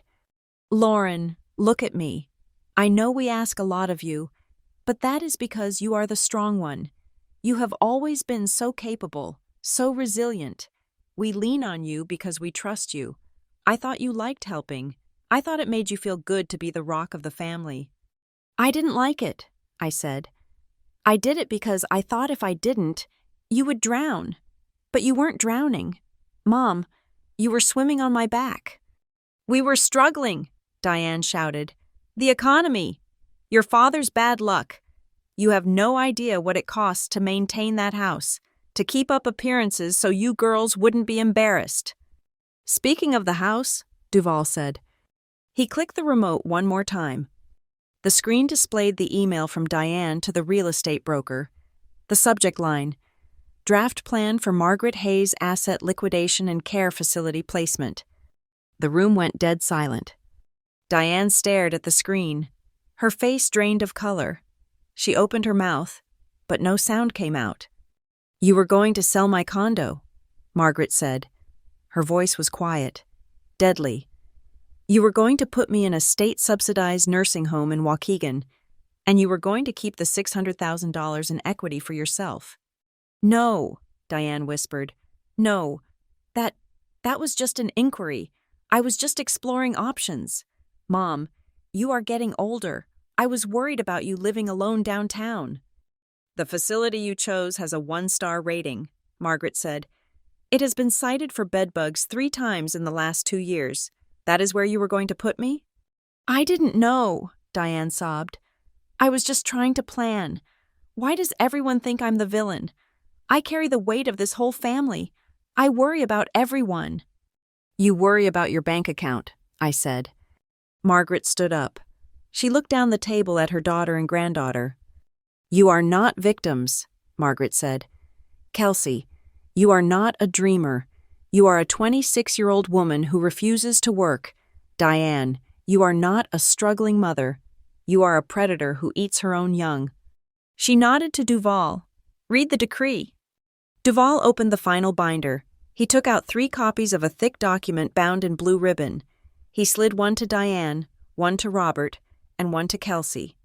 This is the charter for the newly formed Hayes Sovereignty Trust, Duval announced. As of yesterday, Duval continued, Lauren Elise Hayes is the sole beneficiary and trustee of all assets previously held by Margaret Hayes. This includes the investment portfolio, the logistics company shares, and the real estate property located at 4400 North Lake Shore Drive. Diane grabbed the document. Her hands were shaking so hard the paper rattled. What? You gave her the house? My house? It is not your house, I said. It is my house. Grandma bought it 5 years ago. You have been living there as a guest, and as of today, you are a tenant. This is illegal, Diane screamed. She stood up, knocking her chair back. You manipulated her. You took my mother to Paris and brainwashed her. That house is my inheritance. I have lived there for 30 years. And you have never paid a mortgage payment on it, I said calmly. You ungrateful little witch! Diane shrieked at me. The mask was completely gone now. Her face was twisted in ugly, raw rage. I gave you life. I fed you. I clothed you. And you steal my house? You steal my mother's money? I didn't steal it, I said. I secured it, because you were going to steal it from her. Robert, Diane yelled at my father. Say something. They are robbing us blind. Dad looked up. He looked tired. He looked at the evidence on the screen. His debt. His failures. He looked at me. Is it true? He asked softly. About the nursing home? It is on the screen, Dad, I said. He closed his eyes and slumped back in his chair. He didn't say a word to defend his wife. Kelsey was crying loudly now, a performative, heaving sob. So what does this mean? Are you kicking us out? Are we homeless? Is that what you want, Lauren? To see your little sister on the street? Read page 4, Duval said. I watched them flip the page. You have the right to reside in the property, I said, reciting the terms I had memorized. Provided you sign a lease agreement, the rent is $0. However, you are responsible for all utilities and taxes. Furthermore, you are prohibited from taking out any loans, liens, or lines of credit against the property. You are prohibited from running any businesses out of the property without insurance. And I paused. And Robert and Diane are removed as trustees on all family accounts. You have no access to the logistics company shares. Dad, your consulting salary will continue for 6 months, after which it will be subject to performance review by the new board, which is me. Diane stared at me. Her eyes were filled with hate, pure, unadulterated hate. You planned this, she hissed. You sat in Chicago, pretending to be the good girl, and you planned this coup. You are sick. I didn't plan this in Chicago, I said. In Chicago, I was waiting for a birthday text. I reached into my own folder. I pulled out a stack of paper. Not legal documents, but screenshots. You want to know why we are here? I asked. I slid the papers across the table. The top sheet was the text message Diane sent me at 11:45 p.m. on my birthday. Can you transfer $2,000 to Kelsey's account ASAP? This, I said, pointing to the text. This is the only thing you sent me on my 30th birthday. You didn't ask how I was. You didn't say happy birthday. You asked for money. I flipped to the next page. It was Kelsey's Instagram post from the bar. Caption, working hard. Time-stamped while I was sitting alone with my cupcake. And this, I said, while I was crying in the dark because I thought I didn't matter. You were drinking champagne. I flipped to the last page. It was Kelsey's post from 2 days ago.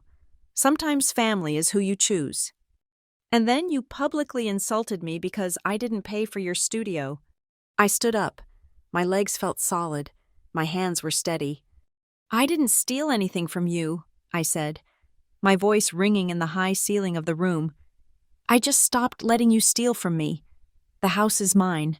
The money is mine. The control is mine. You can live in the house. You can eat the food. But you will never, ever view me as a credit card again. Diane was shaking. She looked at the lease agreement. She looked at the evidence. She looked at the luxurious room that was suddenly a cage. You think you can do this? She spat. You think you can control us? You are nothing without us. Lauren, you are a lonely, pathetic girl who has to buy her family's attention. I am not buying your attention, I said coldly. I am buying your silence. I won't sign it, Diane said, crossing her arms. I won't sign a lease for my own home. I will sue you. I will tell everyone what you did. I will tell the church. I will tell the neighbors. Go ahead, I said. Tell them, and then I will show them the nursing home emails. I will show them the forgery. I will show them the theft. Duval leaned forward. If you do not sign the lease today, eviction proceedings begin on Monday. French law does not apply to the Chicago property, but the ownership is undeniable. You will be out in 30 days. Diane looked at Robert. Robert, do something. Dad looked at the lease. He picked up a pen. Robert, Diane screamed. Diane, shut up, my father said. It was the first time in my life I had ever heard him speak to her like that. He owns the house, Dad said, his voice trembling. Lauren owns the house. If we don't sign, we are on the street. I have no money. Diane, you spent it all. He signed the document. Diane gasped, looking at him as if he had stabbed her. The room was electric with tension. The air felt like it was crackling. Diane was cornered, stripped of her narrative, stripped of her power, left with nothing but the ugly truth of her own greed. She looked at me, and for a second, I saw fear, real fear. But I wasn't done. I looked at Margaret. She gave me a barely perceptible nod. I reached for the final envelope on the table, the one Duval hadn't opened yet, the one that contained the Second Chance Fund. There is one more thing, I said, and this is the part where you decide if you want to be family or if you want to be strangers. Margaret reached into her leather tote bag one last time. The room was so quiet you could hear the hum of the air conditioning. Diane was still staring at Robert, her mouth slightly open, processing the betrayal of her husband signing the lease. Kelsey was wiping mascara from her cheeks, looking small and terrified in her oversized designer hoodie. Grandma placed a thick, cream-colored envelope in the center of the mahogany table. It was sealed with red wax, an old-world touch that felt heavy with finality. There is one final piece of business, Margaret said. Her voice was not loud, but it carried the weight of a gavel striking wood. This is the final amendment to my last will and testament. It was executed this morning. Diane's eyes snapped to the envelope. The hunger was back, cutting through her fear. I could see the calculations running behind her eyes. If the house was gone, surely there was cash. Surely there were stocks. Surely there was something left to salvage. In my previous will, Margaret continued, the bulk of my liquid assets, my stocks, the bond portfolio, the proceeds from the sale of my company, were to be divided between you, Diane, and Lauren, with a smaller trust for Kelsey. Diane nodded, a flicker of hope igniting. Right, that is fair. That is standard. That will is void, Margaret said. She tapped the envelope. All remaining assets, every share, every bond, every euro in the offshore accounts, have been transferred into a new entity. It is called the Second Chance Fund. What is that? Kelsey asked, her voice trembling. Is that for us? It is a philanthropic foundation, Margaret said. Its mission is to provide financial grants and legal aid to veterans. independent women starting businesses, and victims of financial exploitation by family members. I felt a lump form in my throat. She had named it for me. She had built a legacy out of my pain. Victims of... Diane trailed off, her face turning a blotchy red. You are giving the money to strangers? To charity? I am giving the money to people who need a second chance because the people who were supposed to protect them failed. Margaret said, and the primary administrator of the fund, with full discretion over all grants, is Lauren. Diane looked at me. If looks could incinerate, I would have been a pile of ash on the velvet chair.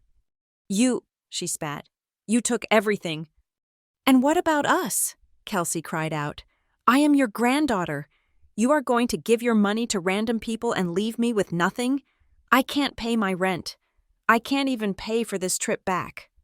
You are not being left with nothing, Margaret said calmly. You have a roof over your head, provided by your sister. You have food in the fridge, paid for by your parents' pensions. And if you need money for a legitimate business venture, a real one, Kelsey, with a business plan and a registered LLC that does not involve fraud, you may apply to the fund. Apply? Kelsey screeched. Like a beggar? Like a stranger? Like an adult, Margaret corrected. You can fill out the application. You can submit your proposal, and if the board, which is Lauren, deems it worthy, you will receive a grant, just like anyone else. Kelsey looked at me, horror dawning on her face. For the first time in her life, she realized that being a Hayes didn't make her special. It just made her an applicant. The shield of, but I am your sister, had been shattered. I won't do it, Kelsey whispered. I won't beg her. Then you will get a job, I said. My voice was steady. I looked at them. My mother, my father, my sister. They looked like strangers to me now. The cord that had connected us, the cord I had been strangling myself with for 30 years, was finally cut. I do not want to see you on the street, I said slowly. I do not want you to starve. That is why I am letting you live in the house. That is why Dad keeps his salary for 6 months. But I refuse. I absolutely refuse to continue being the excuse you use to avoid growing up. I reached into my folder and pulled out 3 final documents. I slid them across the table. These are the terms of engagement, I said. Diane looked at the paper without touching it. What is this? 3 agreements, I explained. First, a permanent injunction preventing you from using my name, my social security number, or my credit history for any loan, lease, or business entity. If you violate this, I will press criminal charges immediately, no warnings. Second, I continued, a communication contract. You are not to contact me regarding money, not for bills, not for bail, not for deposits. If you text me asking for cash, I will block your number for 30 days. If you do it again, I will block it permanently. And third, I pointed to the last paragraph, is the transparency clause. If you do decide to apply to the Second Chance Fund for help, you must open your finances to an audit. No more hidden accounts. No more lies about roof leaks. Full transparency. Diane stared at the papers. Then she put her face in her hands and began to weep. It wasn't the soft, manipulative crying she used to get her way. This was a guttural, ugly sound. It was the sound of a narcissist realizing the mirror had broken. This is cruel, she sobbed. This is the most cruel betrayal. I just wanted us to be together. I just wanted a family reunion. I tried so hard to keep us all connected. And you? You treat me like a criminal. She looked up, her eyes wild. We are family, Lauren. How can you do this? How can you be so cold? I waited for the guilt to hit me. I waited for that familiar pang in my chest that told me I was a bad daughter. But it didn't come. All I felt was relief. I am not being cold. Mom, I said, I am being clear. You didn't want a family reunion. You wanted a refinancing meeting. Robert, Diane turned to my father again, grabbing his arm. Tell her she's destroying us. Don't just sit there. Dad slowly pulled his arm away from her grip. The movement was small, but in the context of their marriage, it was seismic. Diane froze. Robert? My father looked at me. His eyes were red. He looked older than I had ever seen him, stripped of the bravado he usually wore to cover his failures. She is right, Diane, he said softly. Excuse me? Diane hissed. She is right, Dad repeated, his voice gaining a little strength. We used her. We used her up. He looked down at the table, ashamed to meet my gaze. I knew about the credit card. Lauren, I knew I was ruining your score. I told myself I would pay it back before you noticed. But I never did. And I knew about the house. I knew Mom bought it. But I let Diane tell you we were still paying the mortgage so you would feel obligated. Robert, stop it, Diane shrieked. No, he said. I am tired of lying. I am tired of being afraid. He looked at me, tears leaking from the corners of his eyes. I was afraid if I stood up to her, she would leave me. I was afraid I would lose the house. I was a coward. And because I was a coward, I let my daughter become the parent. He reached for the pen Duval had left on the table. I am sorry, Lauren, he whispered. I am so sorry I forgot your birthday. But mostly, I am sorry I forgot my job was to protect you. He signed the agreement. Diane watched him sign, her mouth working silently. Her ally, her enabler, her accomplice. He had just defected. She was completely alone on her island of delusion. Kelsey looked at the paper in front of her. She looked at Dad, then at Mom, who was now staring at the wall in catatonic shock. I really thought you would always do it, Kelsey said quietly. She wasn't crying anymore. She just sounded young and confused. I thought that was just how it worked. You were the strong one. I was the creative one. I thought you liked saving me. I didn't like saving you, Kelsey, I said gently. I just didn't know how to let you fall. I don't know how to do this, she admitted, her voice small. I don't know how to pay rent. I don't know how to budget. Then you will learn, I said. Like I did, like everyone does. Kelsey picked up the pen. Her hand shook, but she signed, Kelsey Hayes. Now, only Diane was left. She looked at the 2 signed papers. She looked at the lease she had already been forced to sign. She looked at the nursing home emails Duval had left visible on the table. She realized she had no moves left. No guilt trip would work. No threat would land.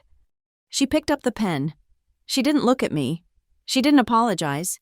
She simply signed her name with a violent, scratching motion, tearing the paper slightly. She stood up, clutching her purse. I hope you are happy, she said, her voice dripping with venom. I hope your money keeps you warm at night, because you have no mother anymore. I haven't had a mother in a long time, Diane, I said. I just had a dependent. She flinched as if I had slapped her. She turned and walked out of the room without looking back. Dad stood up. He looked at me one last time, a look of profound sorrow and regret. Happy birthday. Lauren, he whispered. Then he followed Diane. Kelsey lingered for a second. She looked at the Second Chance Fund brochure. She tucked it into her pocket. I guess I will see you around, she said awkwardly. Goodbye, Kelsey, I said. She walked out. The heavy doors clicked shut behind her. The silence returned to the room, but this time, it wasn't heavy. It was light. It was clean. It was the silence after a storm has passed and the air has been scrubbed new. Margaret let out a long breath. She reached over and covered my hand with hers. You did it, she said. I looked at the signed papers. The boundaries were set. The walls were up. I did, I said. We left the hotel an hour later. We didn't go straight to the car. We walked out onto the stone terrace overlooking the Place de la Concorde. The sun was setting, painting the sky in streaks of violent violet and soft gold. The Eiffel Tower was beginning to sparkle in the distance. I leaned against the railing, feeling the cold stone under my hands. I felt exhausted, but it was a good exhaustion, the kind you feel after running a marathon you weren't sure you could finish. Margaret stood beside me, her profile sharp against the twilight. So, she said, looking at me, Do you feel like you got your revenge? I thought about it. I thought about Diane's face when she realized the money was gone. I thought about Kelsey signing the paper. I thought about the nursing home plan that would never happen. No, I said honestly. It doesn't feel like revenge. What does it feel like? It feels like balance, I said. I didn't hurt them. I just put them back where they belong. I stopped holding them up, and gravity did the rest. My phone buzzed in my pocket. I pulled it out, half expecting a nasty text from Mom, but it was an email notification. It was from the director of a veterans support network in Chicago. Margaret must have put my name forward days ago. Subject: Invitation to speak. Dear Ms. Hayes, we have heard incredible things about your new initiative, the Second Chance Fund. We would be honored if you would come to speak at our annual gala next month. The topic is financial boundaries and reclaiming your future. We think your story could save a lot of lives. I smiled. The wind blew a strand of hair across my face. What is it? Margaret asked. A job offer, I said. A real one. I put the phone away. I looked at my grandmother, the woman who had waited patiently for years, holding the keys until I was ready to take them. Thank you, I said. For the plane, for the cupcake, for everything. You earned it, she said. Now, what do you want to do? We have Paris for the night. I looked at the door leading back into the hotel. Through the glass, I could see the lobby, bright, warm, full of possibilities. I want to get dinner, I said, and I want to order dessert first. Margaret laughed. An excellent policy. I turned away from the railing. I walked toward the glass door. I reached out and placed my hand on the brass handle. For 30 years, I had waited for someone to open doors for me. I had waited for permission. I had waited to be invited.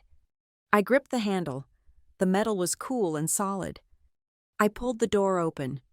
I stepped through the threshold, leaving the cold air behind, walking into the warmth of a life that was finally, completely mine. Thank you so much for listening to Lauren's story of reclaiming her power. I would love to know where you are tuning in from today. Drop your country or city in the comments below, so we can see how far this story has traveled. If you enjoyed this journey, please make sure to subscribe to Lila Revenge Stories, hit that like button, and smash the hype button to help this story reach even more people who might need to hear it.